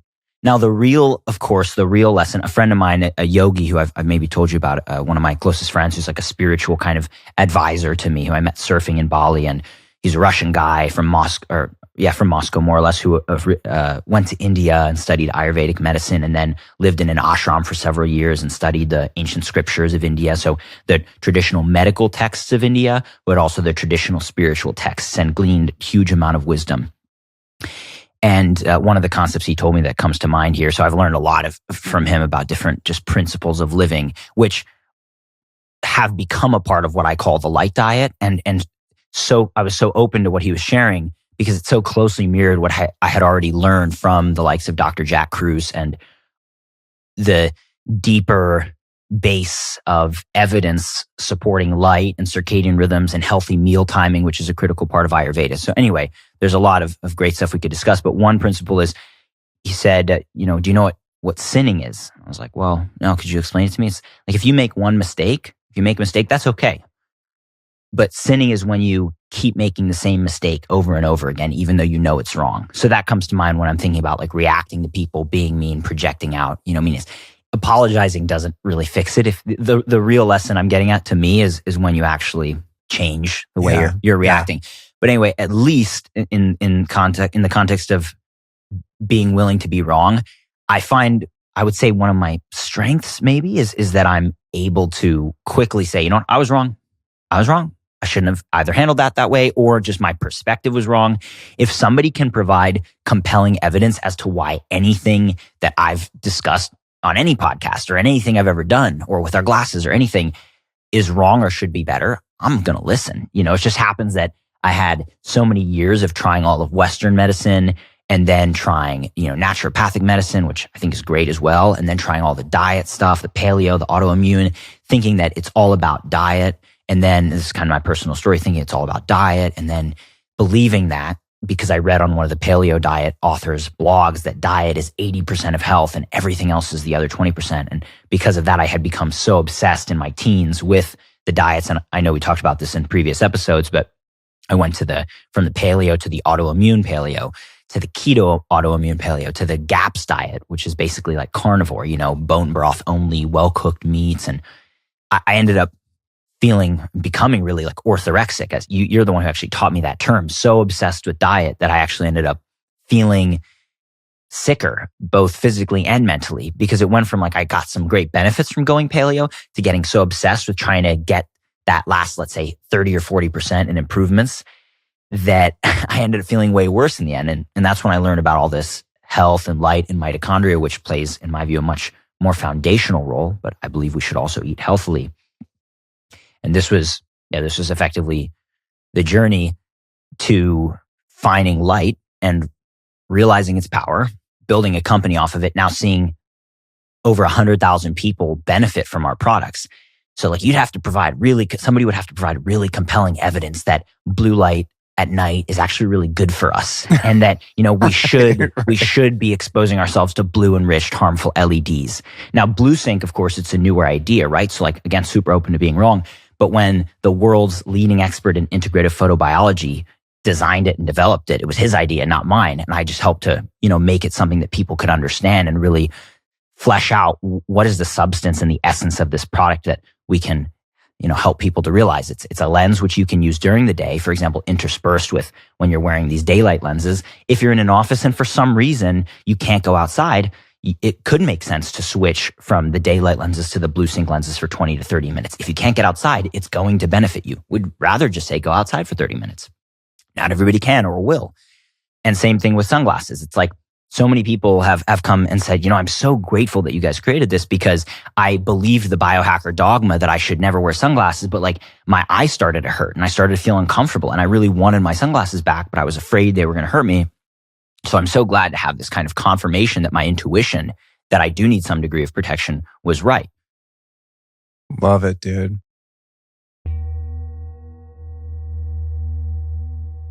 I'm sure you've noticed that mushrooms are everywhere these days, from your morning coffee to pre-workout stacks and everywhere in between. But you might not know that there is now a legal psychoactive mushroom with a long history of indigenous use that crushes anxiety like nothing else. It's called Amanita muscaria, and it is the star ingredient of Dialed from Eons. But don't get it twisted, this isn't psilocybin. It's muscimol, a completely different compound that delivers calm, grounded focus without having to trip. And thanks to Eon's QuickSome delivery system, the effects hit clean and super fast. All you do is just dissolve one tablet under your tongue and you will feel the shift in minutes. I've been taking supplements since I was a little kid, literally, and I've tried everything for anxiety: CBD, GABA precursors, nootropics, and even microdosing psilocybin, which I still love, but for different reasons. But this product called Dialed really blew me away. It helps me stay calm and centered without sedating me at all. So it's the perfect combo of clarity with the side of chill. If you want to do a deep dive on this, I highly recommend that you do. It's really interesting. Go back to episode 595 with Eon's founder, Alex Wolf, to learn more. Then you're definitely going to want to visit lukestory.com/eons. That's EONS. And the code there is Luke20, and that'll save you 20% off. Dialed is truly a unique vibe, and Eons, my friend, is the future of fungi. So you definitely want to check it out. Again, that's lukestory.com/eons, and the code is Luke20. I want to talk more about the indoor light specifically, and this is something I learned from Dr. Wunsch, was how much windows suck. So say we're in here and we have no artificial lighting of any type turned on. What he explained to me was that glass filters out the positive spectrum of light. I forget if it's UVA or UVB, but he was talking about how when you're just indoors all day, you're screwing yourself because you're getting this unnatural kind of alien, non-native light. And then even one thing I remembered from him that I do all the time is when you're riding in your car for long periods of time, that you're getting blasted by blue light, even in the daytime, like bad blue light, right? And that you should always keep your sunroof cracked or keep a window cracked. And even just a 1-inch crack is going to illuminate the car because of the lux is so powerful from sunlight. And so that's something I'm always aware of, but depending on the temperatures can be pretty extreme here in Texas. So a lot of the year, especially in the summer, opening a window or cracking a window is not an option. So I'm always working on ways to hack the indoor light situation. I think this is you could shine some light on this. I got you. It would be really helpful to the listeners. Again, it's not like black or white, good versus bad. It's not duality. There's a balance. So I just want to run a couple of my strategies by you and see what you think. When I can't crack any windows, which is a lot of the time here, one thing I did was when we installed these windows up there, those don't have what's called low E, which blocks infrared light. So otherwise, the entire house would have no infrared light during the day, right? So I'm told the window guys, I don't want that. They think I'm crazy, but those windows never get direct sunlight, so it doesn't heat up the house, right? And the other thing I do is I'll have the sauna space lights, the single bulbs. Amazing. Yes. And when I'm in my office, I'll just, unless again, it's really hot, then they create quite a bit of heat. I'll click 1 or 2 of those on while I have the lights. One is more than enough. I have the light on in my office. And then I have this, do you know the company Chroma? I don't. Lighting company, super cool. They have this thing called the Sky Portal, which is on a stand. It's a round light. It's LED, but it has a really nice spectrum.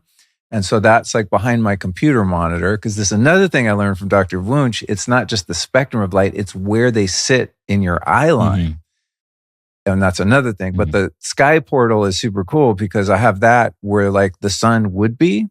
And then it has a dial on it where you can go like super blue, the good blue, and then into infrared. Super rad. So you can kind of adjust it in the day. So later in the day, I turn it completely orange and there's no blue light at all.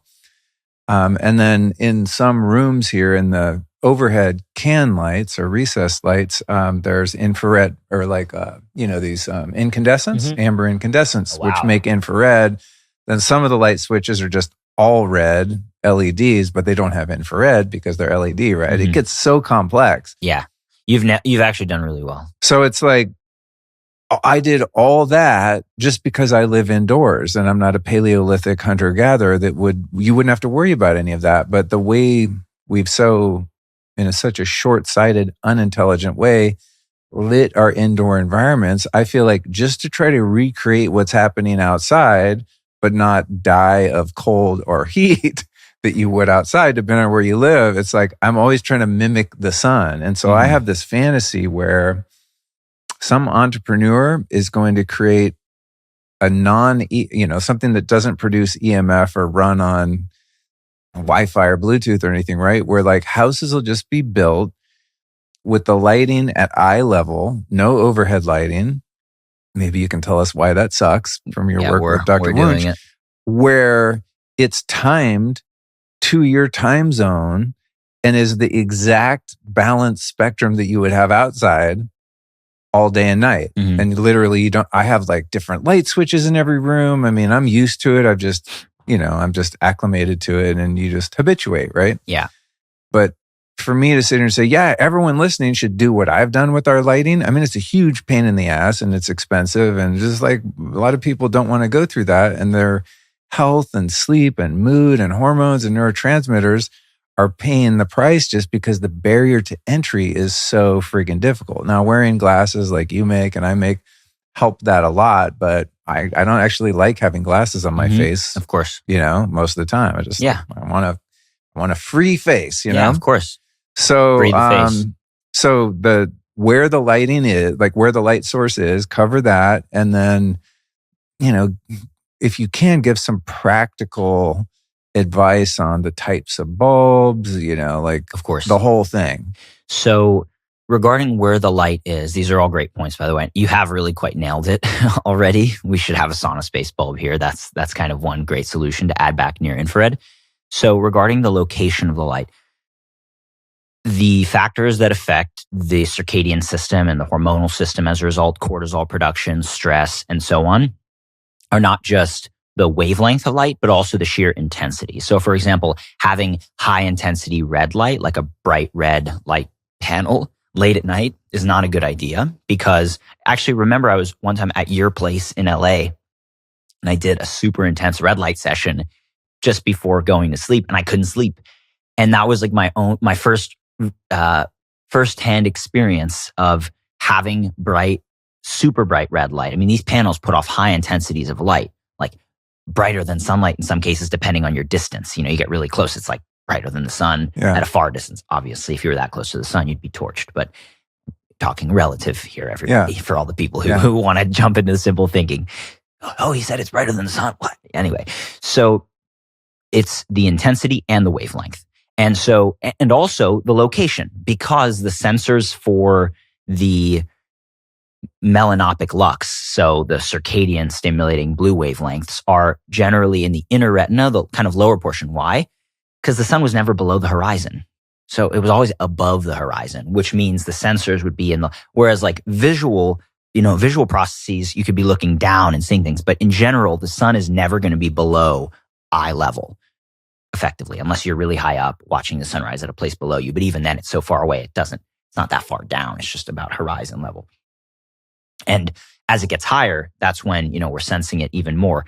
So the point is, Dr. Wunsch and I believe that overhead lighting is unnecessary and even harmful, because it really represents midday sunlight. Yeah. So even if you have red lights overhead at night, a sort of one of the three qualities, again, wavelength of light, intensity of light, and position of light that can influence the circadian system, red lights overhead at night can theoretically still activate the circadian system to some extent. They're not going to activate it nearly as much as high intensity red light would, or as any blue containing light would, but it's just not really natural. So our concept of lighting, without me revealing too much, will be more toward peripheral lighting, especially at night, but even during the day. And we've been thinking a lot about the ways that we're doing that. In the beginning, we're trying to give people solutions that they can apply immediately, which will give huge benefits. So we are limited to the way that homes are currently built, where light sockets are. But when people buy our light bulbs, I'll also recommend, like, a lot of people just want to have overhead lights because that's just what they're used to. They have guests over. They don't want to be weird. They want to turn on their light switch. So they'll want to get the light bulbs that we've developed to put into their overhead, sockets. But if somebody asks me what I would do, I would use, a luminaire or a lamp, as we call them in the US, like just kind of peripherally around. We're thinking about also developing a really beautiful, simple, minimalist style luminaire for people to put the light bulbs into. So anyway, that's the issue of position. It affects the circadian system. One thing that fixes that too is sconces, right? It's funny, like I don't know. I think many of us don't think about this, but if you walk into an older building, like in LA, there's a lot of Spanish style homes, like my old apartment. I think you maybe came to in LA. Yeah, I forget. Maybe. No, I don't actually. No, I was at your house, your home. When I met you, I was living in the apartment, but you hadn't been there yet. Mm-hmm. But in LA, you have all these old Spanish buildings, apartment buildings, fourplexes and so on, and homes that were built in between the 20s and 40s.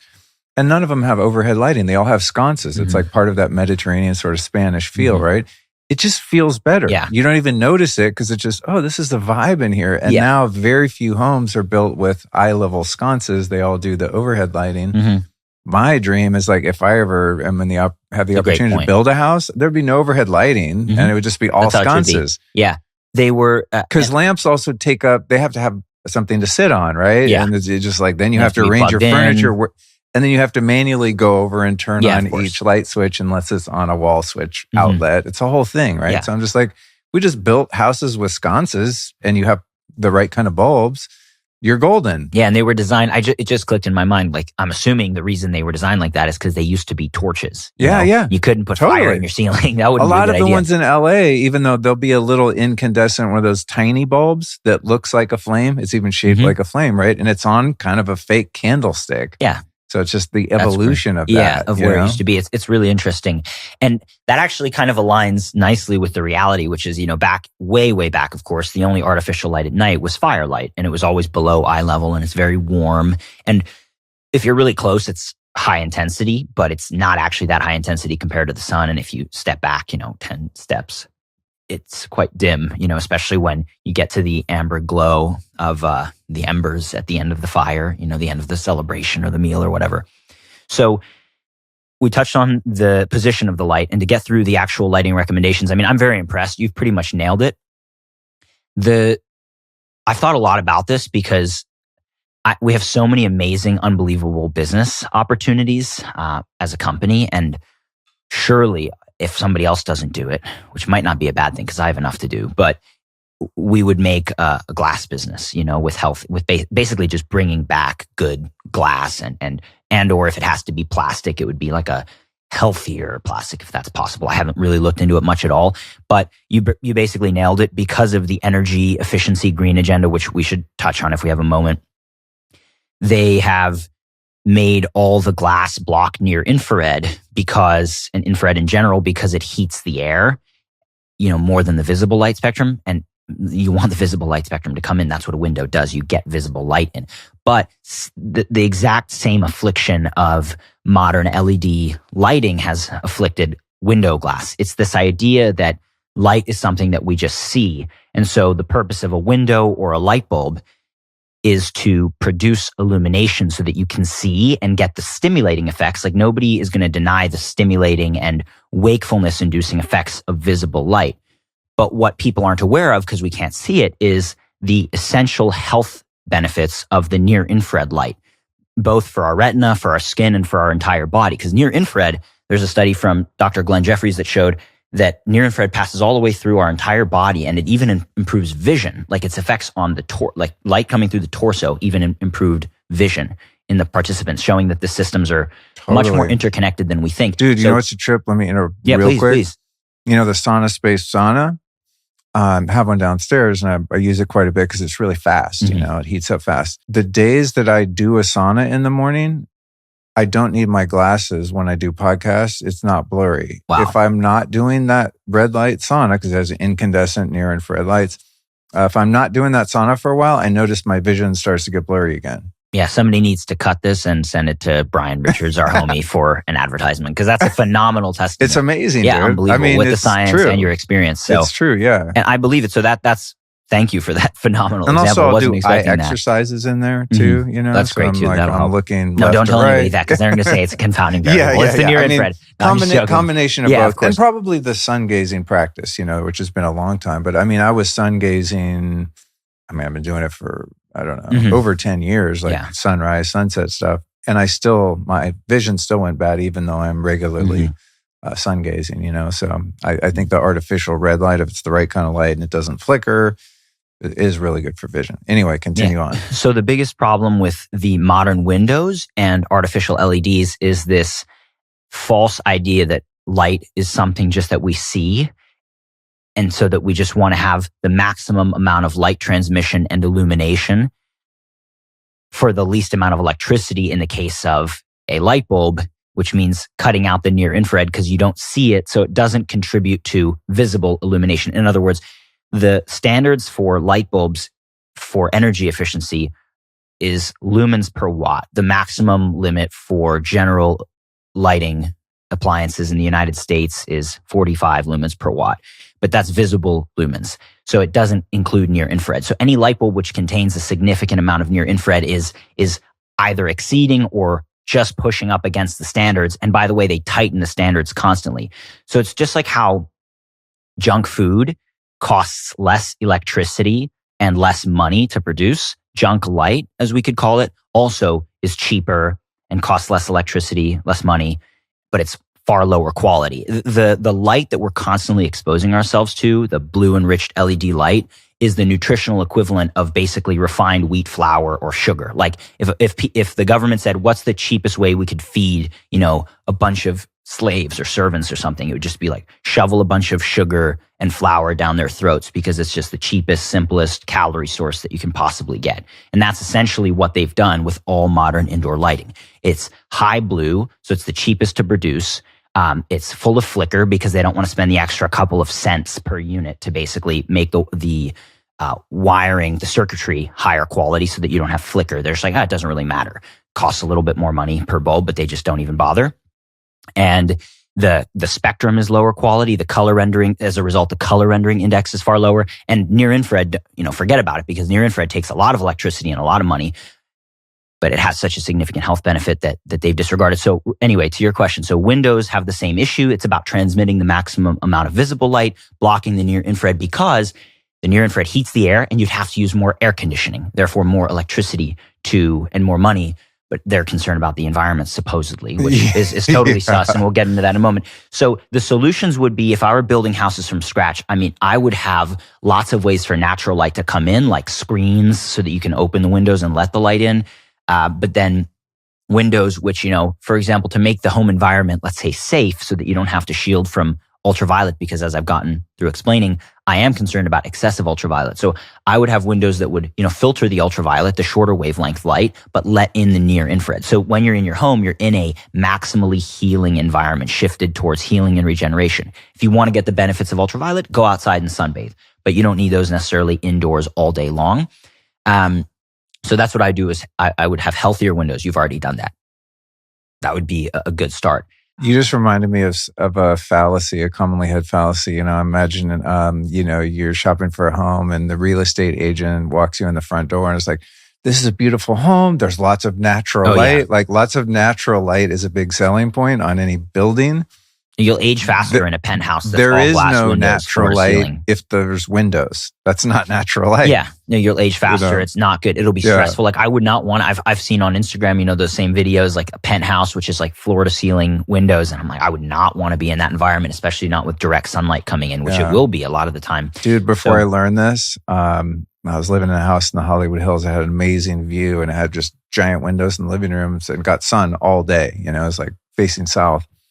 And dude, I used to go naked sunbathe behind the window. Well, if they were like a good old glass, it could have been. They probably were, at least from the 60s. I think the house was built in the 60s and they were the original windows, but it would kind of burn me. I would get a weird sort of sunburn, and I'm like, that's weird. I don't get sunburn when I go outside. Yeah. So that's not a good look. So near infrared transmitting windows, we've already discussed having light at eye level, not above, generally speaking, or sconces, maybe a little bit above eye level. Adding back near infrared is one of the biggest ones. So considering time, I think it's worth mentioning. Do you know when this episode will come out? Ballpark? Yes, I do. Thanks to Jared, Mr. Organization. This comes out 12/16/25. Okay. So in January of 2026, we're going to be launching our first lighting products ever, which I'm really excited about. We've been working on them now, effectively 8 years, like since I started the company, but in much more depth and detail over the past 3-4 years since I've been working with Dr. Wunsch. The product's name is Lumios. So it's the first healthy LED ever made. So Lumios comes from lumen, the light. So the technology behind the bulb is what we call the incandescent LED. So I was recently telling somebody, this is really the solution, I'll say. It's not just because of my product. It's because I understood all the problems and we wanted to build a true solution. So when anybody has I'm indoor so lighting. envious you beat me to that. I've always wanted to do that, and I don't know how you do all the things. I think if people understood really how much it takes to do this kind of thing, you wouldn't want to do it. Which is why I have these ideas, and I'm like, someone do it, and then they do it, and I'm like, damn it, why didn't I do that? It's gonna fall. So well, anyway, we've got you. Don't worry, we'll make it huge. So together. You're going to be able to have infrared even though it's an LED. Precisely. So basically, sick. Have you looked into the dirty electricity issue with LEDs? I've heard that they'll turn your whole circuit dirty. I was just testing that 2 or 3 weeks ago. Cool. Yeah. So I figured you would. Yeah, we wouldn't ignore that part. No, we won't release a product. Another thing that really sucks is dimmer switches. Yeah, you can't use dimmers with our bulbs. Brutal. At least for now. Actually, you can. There are ways. Again, the circuitry just costs more money. There are ways to use a dimmer switch with an LED, but with modern dimmer switches, you're going to create this terrible, dirty electricity, which is why we're not going to allow it with our products and tell people not to. I mean, it just won't work. So there's no point in doing it. We will develop systems over the time, like these whole home lighting systems that exist, to allow people to have changes in intensity. Our bulbs have changes in intensity, but it's built into the bulb itself, not into a dimmer switch. So basically, the incandescent LED is a type of LED technology. So when I posted about this concept of the incandescent LED first, somebody responded to me like, no, General Electric already did that. I'm like, bro, dude, are you kidding me? So he's just sent me a picture of like an LED incandescent. There's a difference between the incandescent LED. It's an incandescent replica bulb using LED technology. Like if you go on Amazon and search for amber incandescents, it'll feed you a bunch of fake ass LEDs that flicker like crazy and they're total garbage. The main problem with modern indoor illumination, there are several. One is they have, well, where do I start? There are 5 main issues. So which is the most significant? Probably the first is that they have no near infrared in order of significance. So they lack near infrared, which we've spent, half this conversation talking about the benefits of near infrared, how it counterbalances the short wavelength spectrum. The perfect light source is the sun, fire, and even incandescent lamps. They all follow what's called a black body radiation curve, which means very low blue light and tons of near infrared, also far infrared. Far infrared, as a side note, it's heating. That's what you actually feel as heat from an incandescent light. The near infrared, for example, from a red light panel like a Juve, you don't feel the near infrared really. Maybe a tiny bit of heat, but that's the range that has the most significant biological effects. The far infrared, arguably less so. It's less biologically relevant unless you're in a far infrared sauna and your goal is to sweat. Then it can help with that kind of thing. Right. But anyway, the near sauna infrared, back there, the sunlight and sauna, it's cool. It has a near, mid, and far infrared. Yeah. I mean, and it's all invisible. I like the sauna space because it has that, but it has a ton of near infrared and it follows this natural black body radiation curve. Technically, it was Kellogg, the guy who also made Kellogg cereals. He was the first to use what he called incandescent lamp therapy. And that's essentially what sauna space bulbs are doing. They've just added a red glass, so they have sort of hormonal neutrality other than the brightness, which we spoke about earlier, but they don't have the blue wavelengths like a regular bright incandescent chicken lamp would. So you can use them at night without, significant risk to disrupting your sleep, or at least in the early evening. I wouldn't use it like right before bed for the reasons we discussed earlier. I've made that mistake before. I'm like, it's red light. And then I'm super energized. Yeah, exactly. I think the mitochondrial effect too. Yeah, you get so much energy from that stimulation and the visual. Yeah. Exactly. Actually, I did it a couple weeks ago. I was like, I should take a sauna. It was like 9. And I was so hyped afterward. Yeah. Like, okay, wrong timing. So modern artificial lighting, it has effectively no near infrared. That's the biggest issue. So our lights, the incandescent LED, it adds back the near infrared, but it's still far more energy efficient than regular incandescents because they don't emit the far infrared. First of all, they wouldn't be marketable because they'll go so far beyond the energy efficiency thresholds, but also that's not significantly biologically relevant. So there's really no point. So we've found the balance between incandescents, then the junky LEDs. We've created an LED which basically has the good near infrared and not the, let's say, more wasted far infrared. Okay, so then the other issues with modern indoor lighting is it has a lot of the HEVL, the short wavelength bad blue light that we spoke about. So with that blue peak at 450 nanometers, you have more risk of damage to the eyes, reactive oxygen species, and all the potential eye issues that come downstream from that. So that's another huge issue with pretty much all modern indoor lighting, including a lot of the bulbs that claim to be circadian friendly. In fact, almost all of them still have their blue light peak at 450 nanometers, which isn't ideal. In fact, it's problematic. They also have, again, too much, generally speaking, hormonally active blue light, which is also a problem, especially when you're lacking the near infrared. Same with the other bad blue. They become magnified when you don't have the near infrared, which is how all modern lights are today. So our bulbs are very low, completely almost free of HEVL, the bad blue. One of the lights, it has what we call a sky function, which allows you to switch the light setting to have a colder white light with very little, almost none of the HEVL bad blue, but with the good blue. And it's literally the first LED-based stimulating blue light containing bulb ever that is good. Because again, it has the near infrared. It doesn't even have the short wavelength HEVL bad blue, but it does have the good blue. It's very similar. It's basically the blue sync lens in a bulb. So you'll have, depending on which bulb you choose, we have a general Lumiose product, we call it. I haven't finalized all the names actually, but probably Lumiose or Lumiose Flow is the standard bulb. Then we have Lumiose Sky, which has the sky function. And then we have Lumiose Night, which only has the night mode, which is the really warm, like candle-like light. So anyway, most artificial lights, they have no near infrared. They have too much HEVL. They have too much overstimulating bad blue light. They have a really poor spectrum. Like the spectrum isn't very continuous, which means they have low color rendering. And color rendering, it is how well the light reflects the true colors that you're actually seeing. So, for example, sunlight, incandescent light, and firelight have a CRI, color rendering index, of 100, meaning perfect. They're sort of the reference. Modern LEDs have accepted a CRI of 80 as good enough. And that's why most people have a really serious issue with self-confidence, because they see themselves constantly under these terrible LED lights, which make you look pale, sick. They're overhead, so the shadows on your face look terrible. If anybody's ever gone into a bathroom where they actually have a true incandescent above the mirror, or even like a very warm, high quality, or at least very warm, maybe not high quality, replica incandescent, you still have a similar effect because there's more red, maybe not near infrared, but at least red. You see the blush in your cheeks. You see yourself as healthier and more alive. And that's actually the right light under which to view ourselves.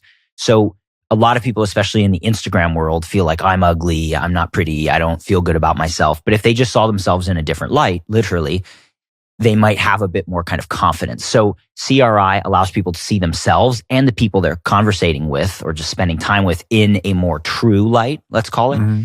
And the food you eat, the color of the food you eat, which has important signals for the brain for digestion, or the color of any painting or of your beautiful carpets and all the types of things you have in your house. So CRI is actually critical. It's both important for us to perceive all the colors that we're around, and also it's a kind of indirect representation. No, it's a direct representation of a kind of continuous broad spectrum. I'm not going to say full spectrum because it doesn't have UVA and UVB like the sun, but a broad spectrum light source, which also has health benefits, which we know about, and many of which we probably don't even know about yet. And the last, so our light bulb has near perfect CRI, 98 plus, greater than 98. So that's a huge one. And then that only doesn't apply for the night mode, which is 1200 Kelvin, which is like candlelight, because it's not going to be, that one's really difficult to make perfect. And our purpose was to eliminate all the blue, which means by definition, you're not going to have a perfect CRI. And then finally, with your night bulb, is it solid red? It's not solid red. Yeah. Okay, cool. I'm going to have a happy wife because she finds at night, if I turn to pure red on, she finds it irritating. It is irritating. Gets kind of dizzy and she's just like, this sucks. I hate this. She doesn't mind the incandescence, so I've had to compromise. We found a place in the middle where we're both happy with, but what I'm saying is I realize I'm probably an anomaly that I wouldn't mind if the entire house was only red from the time the sun goes down. I'd be happy as hell, but I'm not normal. Basically, it's not normal either to have all red lights. lights. That, so honey? Like the biohacker, Matt's making bulbs that are going to be healthy and safe, but they're not red color. Yeah. She hates it. So basically, the idea of having all red lights in a house, it has been, again, the biohacker's simplistic solution. Like, okay, blue light bad, let's just go all red. But monochrome red isn't really natural for us to be exposed to. And even from a psychological perspective, red can be somehow stimulating because of just the properties of the color red, like the red light district. There's a reason people use red. There is a stimulating quality to red depending on the intensity. So if it's really dim, it's more like evening fire. But again, if it's really bright, it can actually be stimulating. So depending on the intensity, it's not ideal, but it doesn't have any color rendering. It's monochrome. So things don't look normal, which can make people feel really weird. Right. But ours, because it's following still to some extent this black body radiation curve, you still perceive people like in a much more natural light. And so our bulb it's the best night light ever, and it has a lot of near infrared. So it's really going to be, it's the best That's LED you could possibly make. I'm so stoked. Thank you. Short of taking an incandescent and putting like a red glass or a yellow or orange glass on it. But again, that doesn't really fly in the modern world. And then finally, flicker. Most LEDs we already discussed, they have tons of flicker and fluorescence as well. All it is a simple investment in higher quality circuitry to get rid of the flicker. And that basically solves it. So the bulbs we've created solve all of the problems for modern indoor lighting. The glass is another thing we already discussed. So you would have a solution just by having our bulbs everywhere. You would have a substantial amount of near infrared. You can toggle through the settings to go from like a warm white light, which is an incandescent spectrum, which is 2700 Kelvin, down to, depending on the bulb, down to 2200, which is warmer white, like really vibey, down to 1800, which is like a real evening light or early morning light, down to 1200, which is like a pure orange, but it's not monochrome orange, monochrome yellow, monochrome red. It's a continuous spectrum similar to fire, candlelight. So it's really pleasant. So, but all the things you've done are like the patchwork solutions I would recommend. Like I would tell people, if you have a red light panel, turn it on, even just on near infrared only mode, and just kind of bounce it off the wall and have it illuminate the whole room, or a sauna space light. Those are the best interim solutions for now. What was I going to ask you? I was thinking about, I'm always thinking about the thing that adopted me to the color spectrum of light being important, and why just intuitively blue light at night sucks, right? We've evolved, as you said earlier, to be around firelight. I mean, just however long humans have been here until a couple hundred years ago when electricity was invented, it was always fire. The same thing is true of flickering light. And someone might think, well, fires flicker. Fires don't turn on and off completely. Right? Mm-hmm. So this is just my theory. I don't know if you've ever thought of this yourself, but the only time in nature through our evolution we ever would have had a light flicker on and off is if we were chasing game through a forest or running away from something trying to kill us. Think about like if you run on a trail, it's like it flickers. I mean, not like a shitty light bulb. Yeah. You know what I'm saying? Yeah. And like it's through bamboo or through trees. Yeah. It's stimulating. It is stimulating. Yeah. And the brain has to use energy to kind of filter these types of things out, which is not a desirable, just like a tag on your shirt, which is kind of bothering you. Dr. Wunsch is like, why won't you cut that out? I'm like, I don't care. He's like, you realize your brain actually is using energy to filter that out. The annoying tag or whatever. Yeah. It's kind of like that in a way. I couldn't agree more. And fires, because they don't flicker in a consistent manner, it's like hypnotic because you can't predict the way it's going to flicker next. Yeah. So it's kind of like, ooh, it puts you into a trance. But with flickering light, it's consistent. So the brain, just like anything else, which is repetitive, the brain's basically, if it's not relevant, it's trying to filter it out. So yeah, flickering light is not ideal. And one more, I think, paradox that's worth kind of using to wrap up here is deep blue light. So like a dim, deep, saturated blue is actually calming, which is interesting. I tried to understand this from Dr. Wunsch so long. I was like, why? Right. How is blue, why is blue so calming? The color you paint a room has an effect on your mood. Mm-hmm. Right? This is like some old new age hippie kind of shit. Like, why is blue calming, but blue light wavelengths? And the difference is the systems there's a nuance to it. So blue light at any high intensity, especially in a white light source, which we would call unsaturated. So it's not the blue color. It's like blue in a white light, is highly stimulating because that always represents daytime, skylight, etc. But deep, deep, deep dark blue, which, we can produce with like a light source and filters because we're also working on color therapy products, but that's further out. Deep, deep blue or indigo or violet is actually very calming at low intensities. And that always represents in nature dawn or dusk or even nighttime. Like if you look up at the sky late in the evening after dusk, it looks like a deep blue, violet, crimson, depending on the way it is. Yeah. And that's very calming. So there is so much nuance to this stuff. And it feels in a way paradoxical that like bright, high intensity, unsaturated blue is energizing, and dim levels of saturated meaning like, for example, red, like a bright red, like a rosy red is saturated red. Pink with a lot of white added is an unsaturated red. And it's also interesting, Dr. Wunsch has explained to me that when you change the saturation of a light source, it changes the effect. So in other words, red in general as a color has more stimulating properties actually. Effect on the mitochondria, effect on the psyche. The first chakra, the lowest chakra is considered red, then orange, yellow, green, blue, violet, and white at the top, let's say. So red is kind of stimulating actually, which is another reason why I'm not a huge fan of the monochrome red light bulbs at night, unless they're really dim, which in many cases they are. I feel like they also cause eye strain.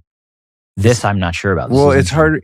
Like the color differentiation, right? Like the lenses that Raw uses, the lenses that I use with Gilded, thanks to you, you still have color differentiation. Because you don't just have monochrome red. It's not monochrome. You still have actually red, orange, yellow. A color difference between That's when I say things. monochrome. It's Whereas just if red. you just put some like generic red glasses on, which a lot of people are selling, watch out, guys.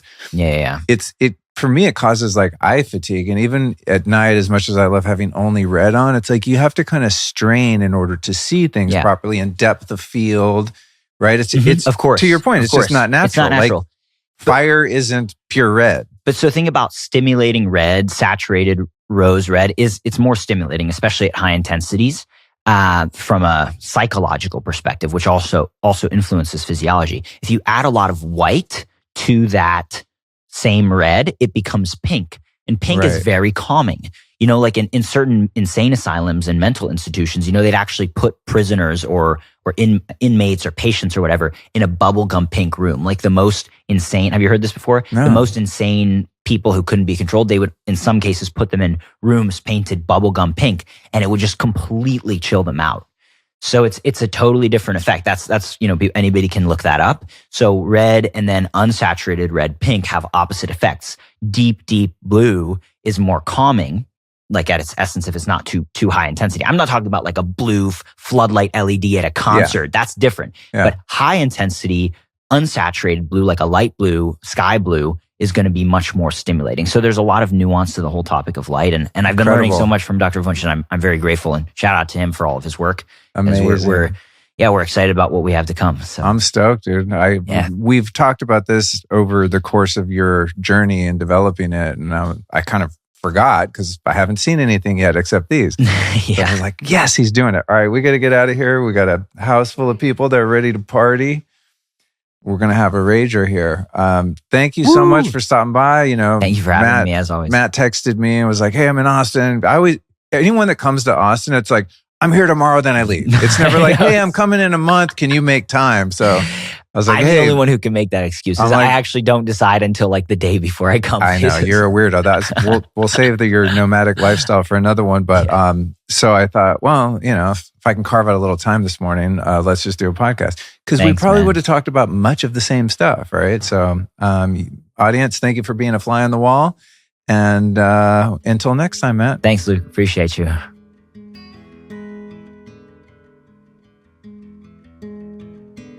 And that, my friends, is what we call a wrap. Thanks for hanging out on this week's episode of The Lifestylist. But before I sign off, I want to remind you about one of the best ways to support the show while also upgrading your life, my online master market. That's where I've curated a collection of my favorite lifestyle design products, world-class supplements, EMF protection gear, water purification, blue light solutions, biohacking tech, and tons more. And these aren't just random health products. I mean, you can find that on Amazon. I've tested and vetted every item on the site. So if you see it there, it's something I personally use and trust. So if you've ever wondered what brands I actually use day to day or where you can find the gear I'm always talking about, the Master Market is your one-stop resource. To check it out, head over to lukestorey.com/store. You can browse around, pick up some upgrades, and know that every purchase helps this show keep trucking. And the best part is that nearly everything listed there comes with an exclusive discount just for Lifestylist listeners. So you get cutting-edge tools to optimize your mind, body, and spirit and save some dough in the process. Again, that link is lukestory.com/store. Get in there and dig around and stock up on the best of the best. And you can click that link right in this episode description. Oh, and don't miss the search bar while you're there. That's how you can quickly find exactly what you're looking for without getting lost. All right, that's it. Until next time, be well and share this episode with someone you love. Hell, share it with someone you're struggling to love because everyone deserves it.